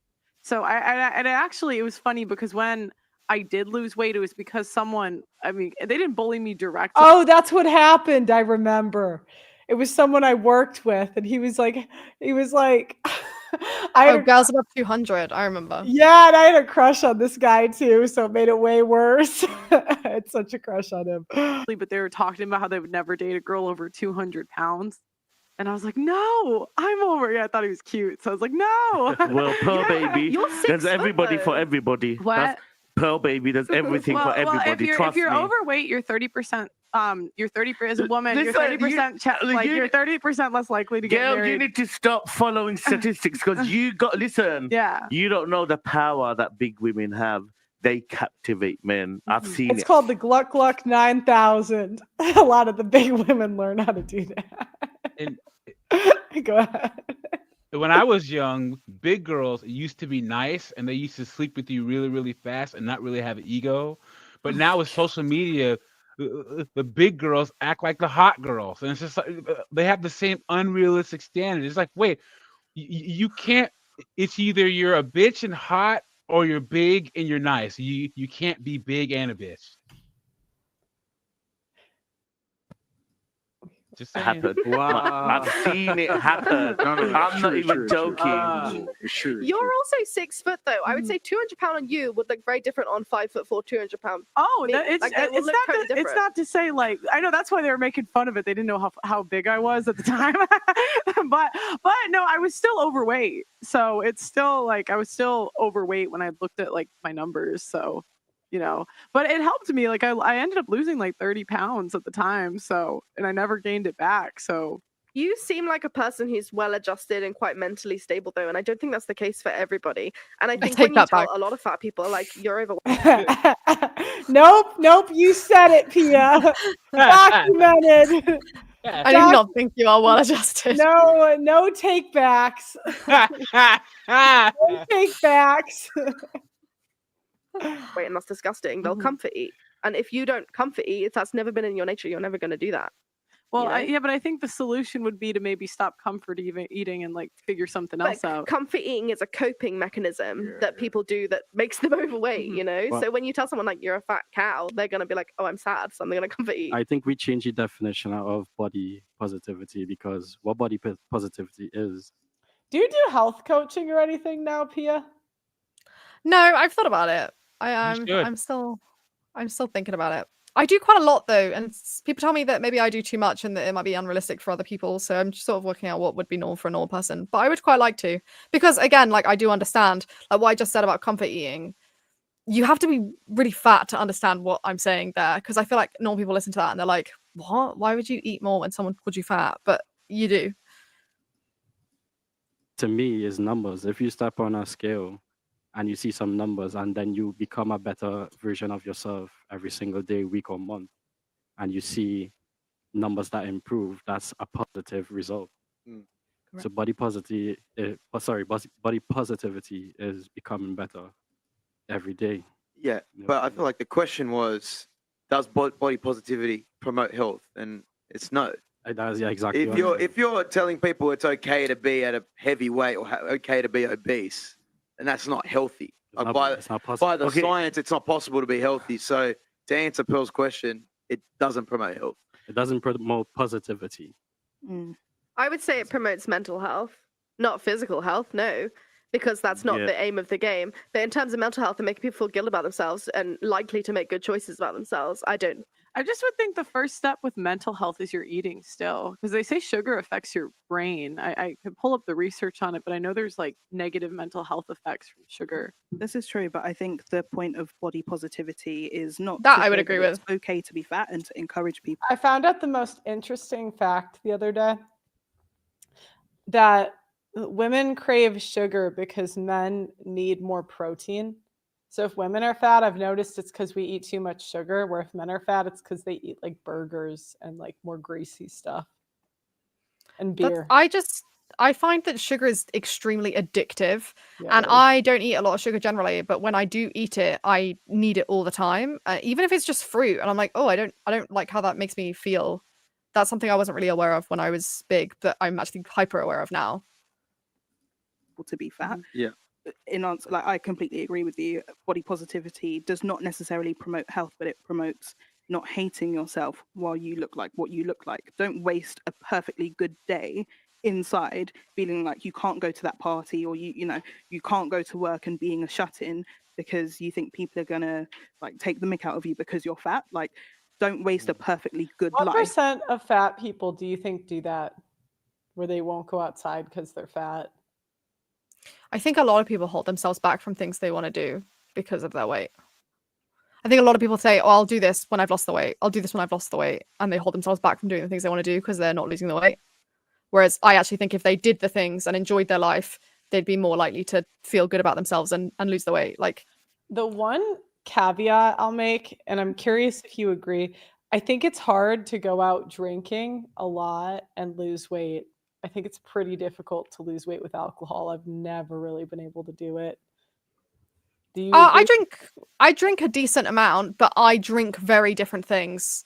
I don't drink my calories at all. When I go out drinking, and I do go out drinking, I will occasionally binge drink. I like to get drunk with my husband sometimes. I'll drink Prosecco, 80 to 120 calories a glass. I'll drink gin and tonic with diet tonic. I'll drink vodka and diet Coke if I'm in a club. All of the drinks that I drink are mostly under 100 calories. And so I know exactly how much I'm drinking and what I'm having. Whereas before, when I was big, I would have sugary cocktails. I'd have pitchers of cocktails. And you have no idea. Because there's no, like, I don't know about in the US, but in the UK, like, there's calories listed on every single food you ever buy, but nothing on the drinks. So you have to know what's in each drink. And you don't know what's in cocktails, especially not, like, big pitchers from Wetherspoons like I was drinking when I was younger. So yeah, I do drink quite a lot of alcohol, but not a lot, but, like, a decent amount. Well, and the thing I didn't cut it out. If you binge drink and eat bad at the same night, it could take you like 4 days to get back. Yes. Like even a full one always weekend. count. Yeah, one weekend I went out and I was just curious what I used to do when I would drink, and it was like, I can't remember. I think it was like 5,000 calories I ate that night and drank, which is like, it's a ton. And it's easy to do, like when you go to like a kebab van after and stuff like that. And now, like, I'll still eat those things, but I won't buy my own. I'll just eat other people's. Like, if my husband buys like a massive thing, I'll have a little bit, but I won't buy my own. I won't eat my own, because when you're drunk, you can just sit there and eat and eat and eat. I'll do you one better. I remember at Starbucks they had a brownie mocha frappuccino. If you got a venti brownie mocha frappuccino, it was like 790 calories and like 110 grams of sugar. And then Jamba Juice. If you go to like a juice place and they have like a peanut butter chocolate one, or the Jamba Juice had this peanut butter mood. a large one was 850 calories and 127 grams of sugar. That's so bad. 127. The sugar, because I've been good about calorie. I'm trying to lose 10 to 15 more pounds. That's like the end, then I'm done. And it is the hardest thing for me is getting below like so bad, but like 40 or 50 grams of sugar. Like I still I can do low calories, but cutting the sugar is so hard for me. It's addictive. It is addictive. Yeah. I find with sugar, like I have to cut it out. Like if I eat, so like I went on my honeymoon and I had sugar on my honeymoon because I ate crap on my honeymoon, which is normal, you know, like I'm a normal person. So Yeah. when I came back, I found it really hard to cut out sugar again. And I just had to do it. And after 3 weeks of cutting it out, I could reintroduce it in small amounts again. But it had to be 3 weeks of nothing for me to be normal about it again because it is addictive. You're better than me. I have not been able to go 3 weeks without it. Because you're not where you want to be right now. Yeah. Like absolutely, Mhm. the body positivity movement, you know, it should focus on health a little bit more. But I think for the individuals concerned, it's about not hating themselves and, as I said, not punishing themselves for not Yeah. being where they want to be. Well, she's saying mental health, but Yeah, yeah. wouldn't it be better, Mental like positivity. in Pearl's case, to Yeah. get bullied and say, hey, you're getting a bit pudgy, you're getting a bit fat, maybe lose the weight, and that'll promote better mental health. And you're more comfortable with how you look, you're feeling healthier. I don't know, I'm not saying I'm for bullying, but if it gets you to a better place and more comfortable with how you look, I think it's the right way to go, especially when it comes to your physique and how you look. And And how I would you also- know that? I also think people misplace body positivity with mental positivity. So what we're talking about is mental positivity, like what you just explained, is more in control of the mind than the body. Because when you think about body positivity and that we're promoting obesity or fat, then it's not positive. It's more going into the negative zone. And statistically, numbers would show that. Wouldn't you rather have someone that pulls you aside and say, hey, I think you're getting a little bit unhealthy, or hey, you're putting on some weight, maybe you should hit the gym, eat healthier. I'd like to have someone in my life like that pulling me in check. But like, you know, if you're fat, like I've been skinny and I've been fat and I've known when I'm fat. I've not needed anyone to tell me that I'm fat. Like I can see the numbers on the scale. I can see when my clothes don't fit like they used to. Do you know what? I don't know if a lot of fat people know how big they are. Like not okay, I think when they get to your size, they do, like in this video. But around like the depending on the height, like 170-ish to 220 mark, I think a lot of women don't think they're fat. Well, it depends on your height. To me, it's all about waist to height ratio. So it just depends on your body composition and, you know, whether you exercise and things like that are so important. I had 2 doctors actually arguing with me whether I should continue losing weight when I got to a healthy BMI, because one of them was like, no, you go to the gym all the time, don't lose any more weight. And the other one was like, no, you need to aim for a BMI of 21 to 22. That's the ideal weight to be, blah, blah, blah. And the other doctor was like, well, actually, you're more likely to survive cancer and all sorts of other bad things happening if you stay at a BMI of 25. And that was when they told me about the waist circumference and that being more important than BMI. I agree with the waist circumference. Yeah. Like you don't need someone to tell you if I don't know. It's like, it's every Christmas at my grandma's house. I would just know there's that one relative that if I came back fatter, they would say something to me. And it kind of That's motivated me. You're that relative. I'm like, I don't want that aunt to, you know. But you know if you're fat. Like and sometimes people talk to fat people like they're not self-aware. Like they know, you know, I know when I'm overweight. Mhm. I know I've been in incredibly good shape before. Like I was in drama school where I was working out 12 hours a day. But like now I'm not, and now I'm fat, and I'm aware that I'm fat. I don't need anyone to tell me that I'm fat. And bullying, like, I mean, for me, it doesn't really work because I just phase it out. I mean, I'm like, I've been online for a long time, so the things that people say don't affect me. But for most people, bullying famously does not work. Like, it doesn't make people feel good. It doesn't make them work harder. I don't know. You guys are I don't know. What I have to say is body positivity is, to me, just really accepting the way you look. And for me, ain't gonna lie, I agree with I do agree with a lot of what you're saying. But when being overweight has been an issue your whole life, and then people also make comments as an adult, like people have always just targeted you for that. And to me, to be honest, it just scrambled my head, and it wasn't good for me. I guess if you plan on staying fat, the comments aren't really useful. I don't think that anybody plans on staying fat. I would say that any fat person that you gave a button that they could just press it and they would be a healthy weight, they would press it. Well, yeah, but okay. It's like you could say I never plan on being unemployed, but you're not applying for jobs. It's kind of the same thing. It's Yeah, like, but like all of the you said- people on this have expressed that they want to lose weight. Like all of the people on that sofa have said, I want to lose weight. Yeah, but there's a difference between stated preferences and revealed preferences. So, like, you can say that you want to do something, but if you don't do it, then you're showing what your real preference is. I see what you're saying, but I just think it's a more complicated battle than that. Okay, let's keep. There was a part where the trainer cooked. I can't remember where. So I find body him so positivity. annoying. I don't remember what he said, but sometimes I'll remember like when I see someone's face that I thought they cooked. I will say he can at least string an argument together. The two in the bag.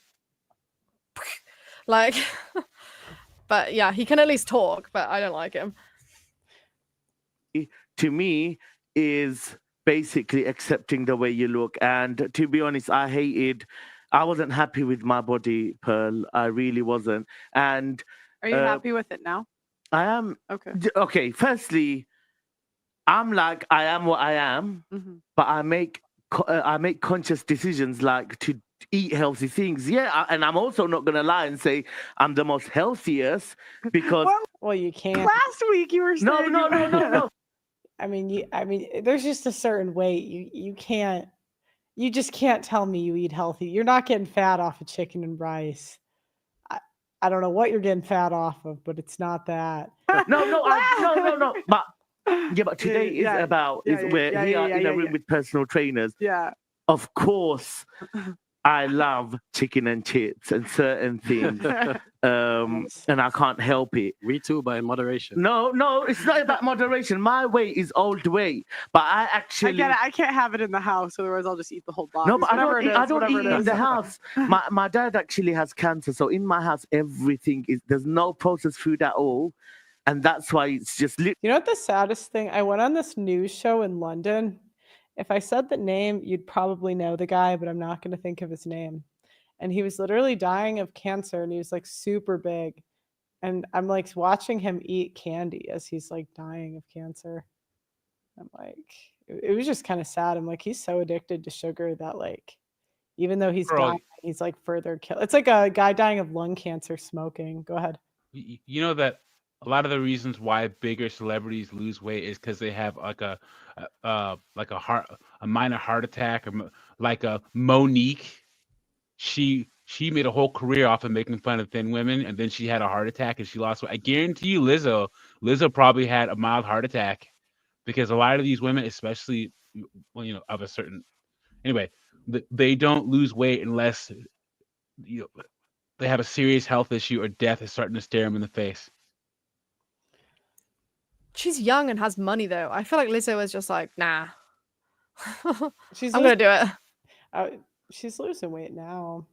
She was in her late 30s and weighed 300. She was 5'8" and weighed 310 pounds at like 35. That's when the health problems really start to set. I guarantee you, Lizzo probably had a mild heart attack. For her to be that body positive and lose weight, something had to have happened. I guarantee you, she had a medical issue. How long do 300-pound people live? I'm gonna see if I'm gonna play this and see if I can find the answer. Actually, you have to. If you want to drink, you have to juice it yourself. If you want to get ice cream, you need to make it yourself. And it's full of Vita Coke with like boxes. So that's how it goes. And then there's not even a microwave at home as well. So I can't actually heat my food. Like everything is basically in the best way that I can cook. And what about the people out there who are maybe in a similar situation to you where they don't have access to processed or unhealthy foods at home, but they still seek those things when they're out of the house? What would you say to those people who actively seek unhealthy food? I'd say my advice, honestly, would be you don't want. It says you lose 8 to 10 years of life on average. If you're a little bit obese, if you're moderate obesity, 3 years lost. Morbid obesity, 8 to 10. Some are saying up to 20 years that I'm seeing, but that's what I'm finding. A heart attack. You don't want to die early. You want to survive. You want to build some memories. You want to be a grandmother or a grandpa. And it's important to actually think. And that's what I mean. You need to. But wouldn't that be a better message for the body positivity movement to say rather than love yourself? 100%. Like what you just said. You just hit Because the nail. you could get cancelled nowadays for what Sugar Puff just Okay, said. but no. Because it's like, if like Lizzo comes out and says, "Hey, I want to start losing weight," all the fans start coming for her, and she just wants to better herself and get healthy. It's like if you're saying, did that happen? I don't think people came for her. Do they? Yeah, they did quite aggressively, actually, and they started yelling at her and saying that she wasn't supporting what she said. They started saying, "Oh, you're taking the easy way out. You're using Ozempic," stuff like that. Oh, damn. I've only seen people being like, yeah, I've only seen people being like, "Yay, go you!" But I don't know Lizzo fans. I don't know. I don't know either. I was just curious because Yeah, people are crashing out because Lizzo lost weight. It's all over social media. What if she actually gets hot now? She's like almost hot. She's always had a good face card. Always. Lizzo's always had a pretty face. It's just been under freaking all that fat. But she's always had a pretty face card. "Oh, you're gonna die soon." Coming round. Sorry, what? I feel like Doug's coming round. He's slowly. He's like, yeah. Do you know what? Lizzo could be fit. Like. No. Lizzo needs to lose. I said she's always had a nice face card. It's just a shame that her face is bad. Like Lizzo could have been an attractive woman. She could be right now if she were to lose all the weight. But until she loses weight, she's gonna have a problem. But like, the worst is when you see a woman that could be pretty, but she doesn't give an F. That's horrible. Especially, I talked about this with Pearl. Love you. If you see a woman that could get results, but doesn't do the work to get the results, but if they could win, it has to piss you off as a woman. What do you mean? No, it does. Well, not like it's like women. I've seen women with an 8+ face. So again, because I had to do casting for the shows, right? I'm very good at determining how attractive women are because I would literally have to think about who is going to be in the thumbnails, who is the prettiest one to get the most clicks. That's how I have to think about it. So that's why I can categorize women to how attractive they are because I literally had to do it for my job. Like on this panel, you would have hit the thumbnail even at the 300-pound mark. You're the prettiest one on the panel. You probably were on the thumbnail. Okay. So when I see women that are an 8+ where they could actually be beautiful and get opportunities that like women would dream about having, but they're fat, it's like, it's a shame because you could have been ugly.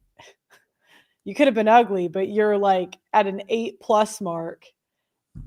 Like you could get like women that beautiful could have Instagrams that are completely unknown and they're just like paid to exist.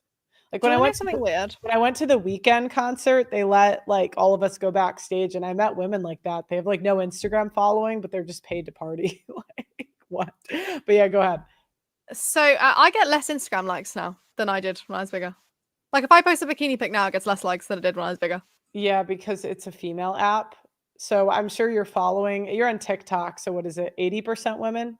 70? Yeah, it's about like that, yeah. 60 women, 40 men for most of my profiles, except Twitch, which is heavily men. Yeah. So that's why, is because for female audiences, if you get to be too pretty, they don't like you anymore. I don't know if that's true. Well, I follow a lot of attractive women. So okay, I know, but the women you've said are attractive aren't actually attractive. Like I know, but genuinely- I can name people that are attractive that would be stereotypically attractive, like Margot Robbie. No. I would follow Margot Robbie on everything. Well, I find her very attractive. Okay, so You Margot said that one girl Robbie earlier, now, though. but the problem is Margot Robbie now is a 6.5. Okay, but who's hot now that I might like? I'll tell you. So the problem, the challenge we have now is that Hollywood, because movies are made for women, they rarely cast women that are in an 8+ category.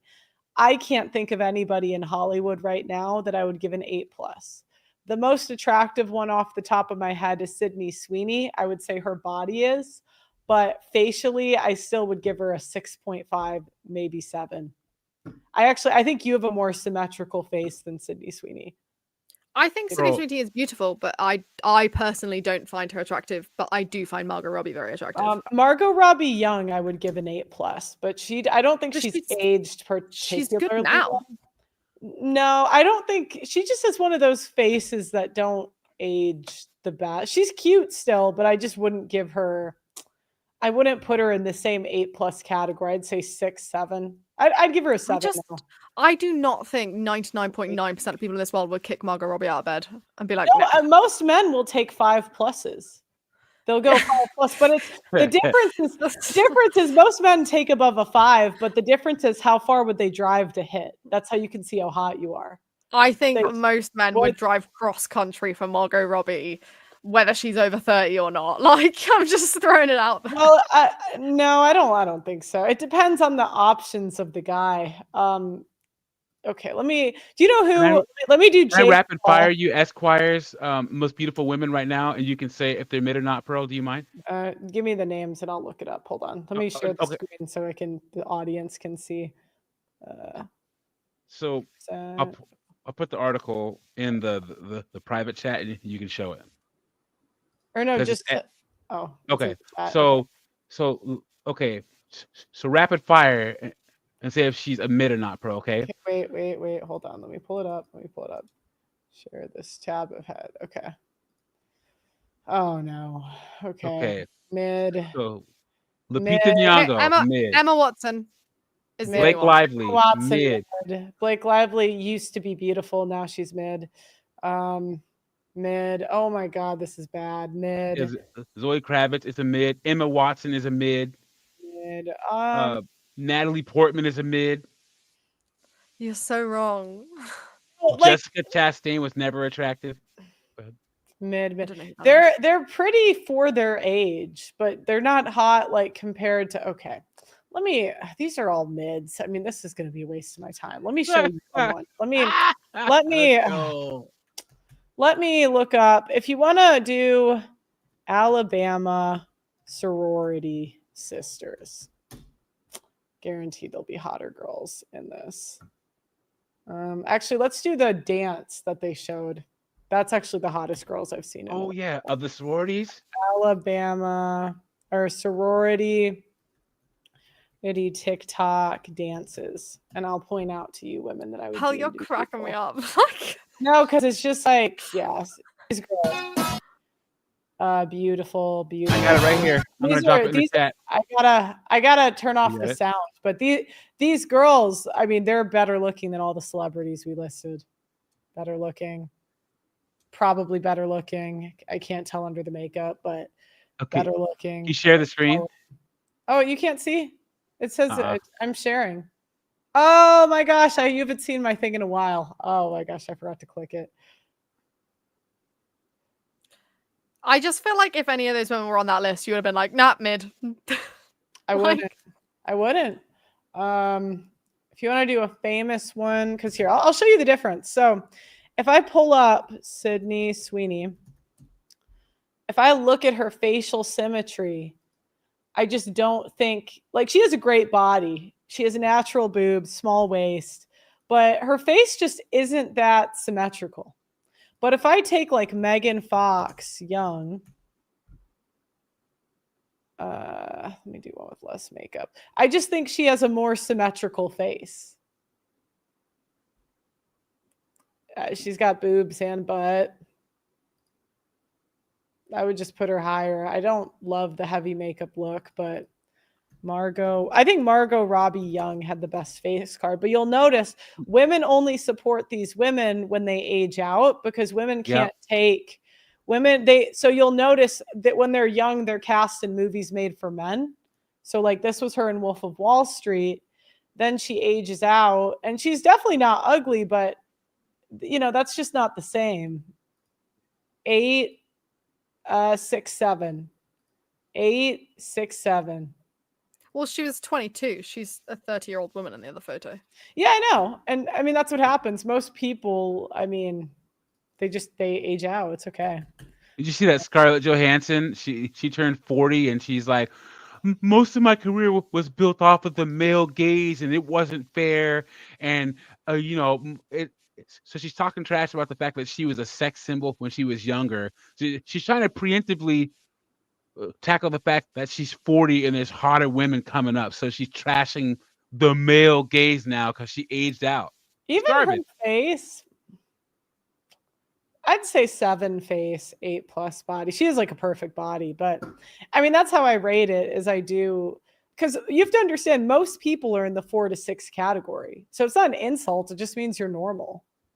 I just don't, I think I just don't think about it that much. Like I see very attractive people all of the time and it's just not, I have 2 for you, Pearl.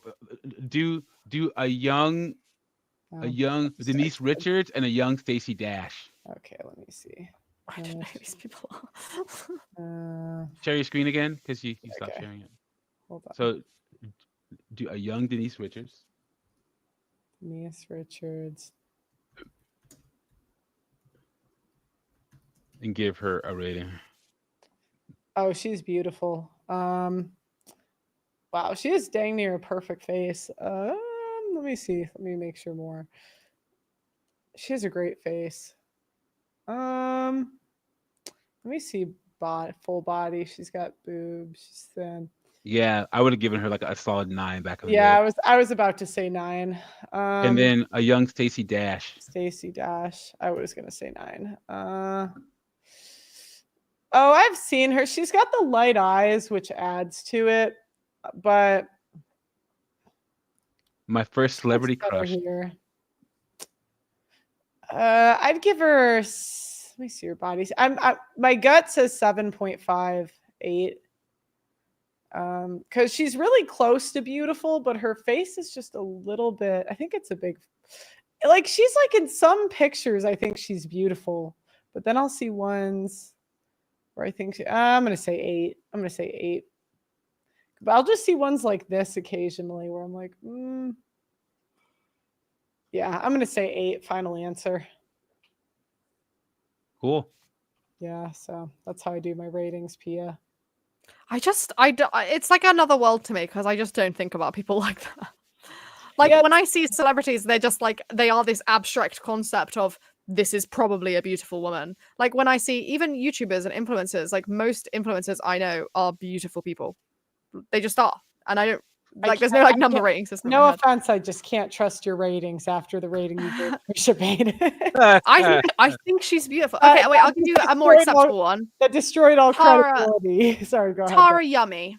I think she is a smoke show. 10 out of 10. Let me see. Tara Yummy. I follow all her stuff. This girl. She's pretty, but I would not put her above in.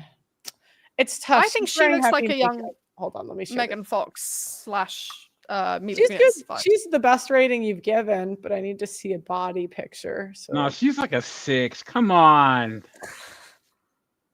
No, yeah. You guys are crazy. Like the fact that you. I'm telling you, you're not going to find an influencer with a female audience that's not mid. Women feel too icky when they see women too hot. I was going to give her a 7, actually. I was going to give her a 7, but I can't see. I can't tell how flat. Men subtract more for women being flat than women do. So for women, it's skinny first, curves second, then it's curves first. Like they like boobs and butt. So that's always, if I ever do bad on a rating, it's usually because I overrated skinny and underrated boobs and butt. But Again, I just don't think about people like when I think of like, oh, that's a beautiful person. I'm not thinking like, do they have X, Y, Z? Do they have this? Do they have that? You know, it's not like a tick box in my head. I'm just like, oh, that's a really beautiful girl. Well, I do a lot of like mid-watch on this show. So. I I have categories. Like I talk about the trends that beautiful women do. Because beautiful women will go to an A-level city where mid women will go to generally a B-level city. Because mid women can't compete in the A-levels. You know, so that I do a lot of societal trends. So I gotta rate you to see what you can get, you know, in the open market. and I would say, Pia, maybe that you've grown up in the age of mids. I mean, people try to say that like, who's that Millie Bobby Brown? She is a dog and a half, and people are like, oh, no, she's not even close. No way. You've grown up in the age of mids, so I think the days of having 9s and 10s in movies was literally before your time. Like we had the Pamela Andersons and stuff back in my day, but like the women, the Zendayas and the Zoe Kravitzes and the Millie Bobby Browns, they're like 6s and 6, maybe 7s at best, and they're all over Hollywood right now. Come on. Is that not a good thing? No, like, it's I don't not. agree with you, but like, why? No. Why do we need? Okay, like, so that's like unachievably I'm gonna tell you the equivalent. So the equivalent of that for men is like, why don't we have people in the rec league playing in the NBA? So I don't know what that means. So, okay, so all right, you don't know what the NBA is? Is that basketball? Basketball league. England doesn't have basketball. What is the football league called there? I don't remember. I don't want like the World Cup or like the Premier League. So that's like saying why like that would be like if the men came forward and they said, I need to be more inclusive. Can we have more rec league players in the Premier League? Can we have like okay. Yeah. So and that's the equivalent is Hollywood. Everyone's supposed to be beautiful. That's the point. But I don't know. I don't know if I'd agree with that because I think diversity is really good to have. Yeah, no, because No. she's right according to the female lens. She's proving my point because that's what women do. Men organize on how good they are. So men like hierarchy where women always want it to be egalitarian. They want everyone to be equal and like feel good. So it's not necessarily about equal. I just think it's nice for kids to see. Like when I don't know, you might have had this as a ginger kid. Like when I was a ginger kid growing up, I loved The Little Mermaid because she was the ginger princess. And so I think about like ethnic minorities ginger anymore. And, like, you know, I feel like do you know what we keep getting replaced? Like all of the ginger women. It's true. Like Spider-Man was replaced. The Little Mermaid was they like gingers are the first to go. It's true. There's a I redhead genocide in Hollywood right now. I think it's nice to see people like you on screen. And like as a ginger, I feel that way. So I can imagine like if I was an ethnic minority or whatever, I would definitely feel that way where I'd want to see myself on screen. The minorities have enough screen time. They have plenty. Bring back the ginger screen time. But I want an 8+. No mid. Give me a ginger that makes me feel bad about myself. Thank you. I'm just going to say this real fast. So I think anything that you have to be successful at or anything you make money at requires work, right? So like my day job, I have to get up, I have to commute, I have to sit in front of a computer. I don't want to do it, but I have to do it to make money, right? So I don't mind the fact that female models have to be like 5'11" and 125 pounds. You want to know why? Because that's hard. Not a lot of people can do it. You have to make sacrifices to be that thin. Plus size models, what work do they have to do? Mids, like there's no rarity, there's no work, there's nothing. If you want to be a supermodel, it should take sacrifice. I want to see you eating coffee, cotton balls, and freaking smoking cigarettes and drinking water. Because that's hard. Anything that requires a lot of money should be hard, and we've lowered the bar so low now. I hate it. I don't know why you think that though. Like I just don't relate to that feeling of like these people need to work hard. You need to suffer to have success. Like I think if you have success, and that's good for you. Is that so bad? Like it's because you're a woman, say that, right? though. Yeah, I know. Yeah. I don't That's think the most it's woman about... thing I've ever heard. Yeah, I know. God. Yeah, Well, I don't what do think you it's mean? about, like I don't even think it's about working for success. It's not. It's like the issue with a lot of this like body positivity and diversity. Like, did you see that beauty pageant like I think a year ago where a plus size woman won first place over somebody skinny? Like the point is that the plus size woman basically just showed up, put on a pretty dress, and then won first place, whereas the person who was skinny, she did a calorie deficit. She worked out. She went on walks. She woke up early so she could work out before she went and practiced for her beauty pageant. It's not about suffering. It's about putting in the work to like win. It's the same thing with like all the diversity that's going on. I don't know if you know Purdue University. I forgot what state they're in, but you're more likely to get into that university if you're Black or of another minority rather than if you're white. One of my really good friends got rejected from that university, even though she had over 4.0 GPA. She had great test scores, but a different person I know didn't have a 4.0, but they were Black and they got in. So it's not about that just 100% sounds like true. such an anecdotal thing. No, it's I don't not. want to get into like race debates because one, I live in England, and in America I think there's quite a different environment over there, but like I don't want to get into that. I'll talk about body positivity, It's but not even- like when it comes to Yeah, but It's I not think even about race, she's it's just about the it's just about like the inclusivity. It's the same thing with like we shouldn't have fat people winning beauty pageants because the skinny people work 10 times harder to win and they lose to fat people because we're saying fat people are allowed in these things and they should win, and we're saying that they are a 10 even though they're a 2. Okay, and I think that like I think that's cope. Do you know what I mean? Like I think it is silly if something is based solely on like a bikini round and this and that. Like the objective standard is like no, the plus size person should not win that. I would agree with you there. If there's like positive discrimination towards these people, which is what I'm assuming you're applying, yeah, I do think that that's silly. Like no, like fat person should win the Biggest Loser. Like that wouldn't make sense, you know. But I lost my I was a plus size model and I lost my plus size modeling contract because I lost weight. Like, you know, it's more about representation and clothes. And a lot of the modeling I did was wardrobe modeling, which is when you go in and you are a set size and they just do the clothes to you. Like it's not to do with like, oh, I don't want to see this fat model on my screen. It was just like making clothes. But it is indirectly though, because women are buying.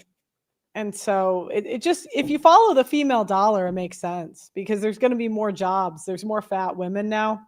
So and women can't deal with like women on screen being hotter. So they'll just have more jobs for fat women, fat models. And the sad part about it is, a guy will see Chris Evans in Avengers with his shirt off and be like, and it'll inspire him to go to the gym, right? A woman will see Pia here and be like, and feel threatened and be like, oh, she shouldn't be there. They'll see Scarlett Johansson or some attractive woman and feel threatened or triggered by it. So why can men be inspired by men that are in shape and have abs, but women are triggered by it? I just Yeah, that was gonna be in my opinion. Sorry. Sorry. Eva, go ahead.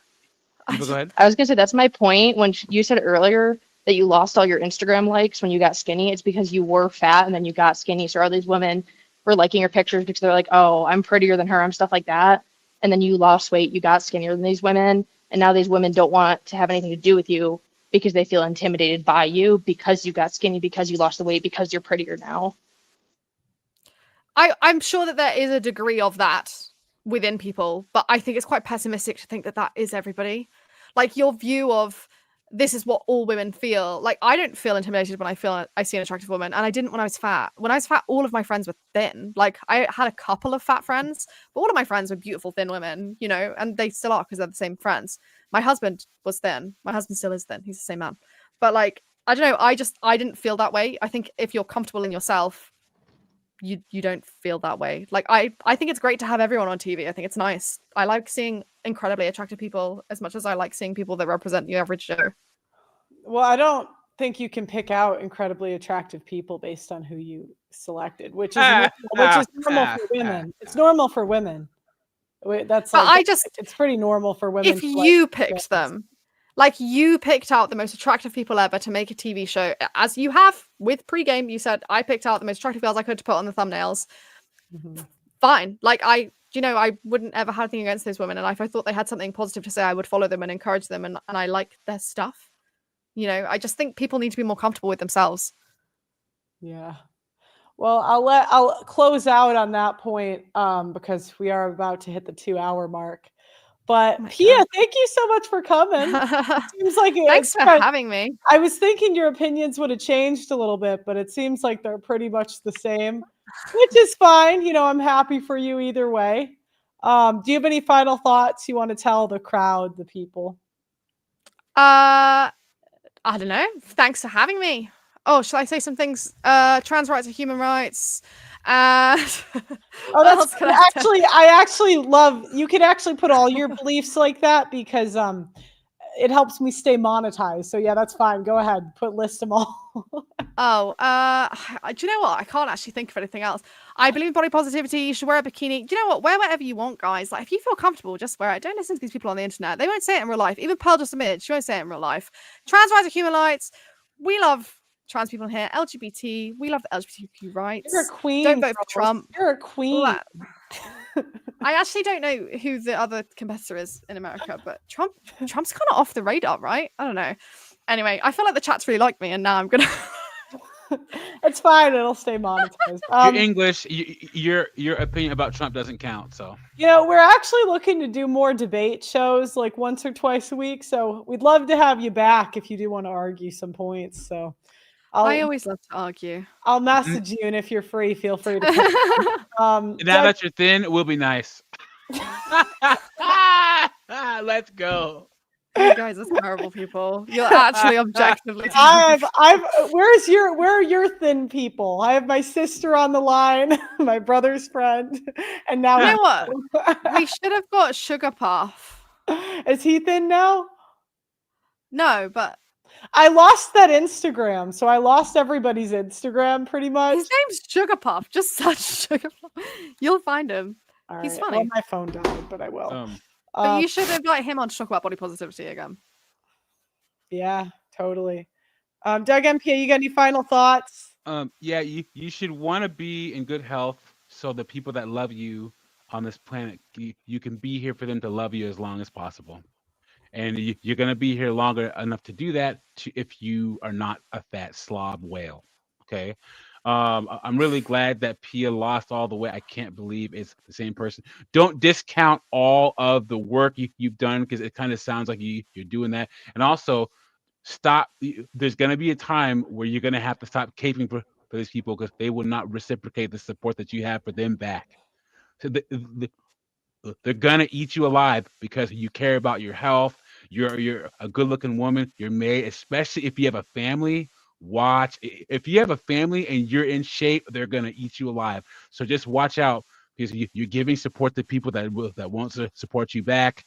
But thank you for coming on. I really, really appreciate it. And I promise I'd be nice this time. I think I did a pretty good job.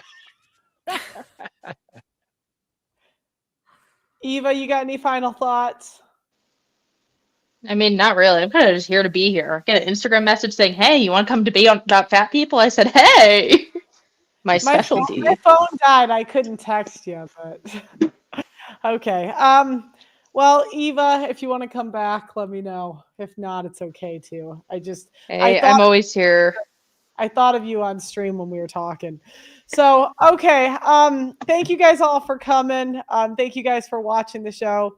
And let me know what you guys want to talk, or let me know if you guys have any former show guests you want me to bring back for a check-in. Maybe we could reach out, like the video, subscribe to the channel, and I will see you all next time.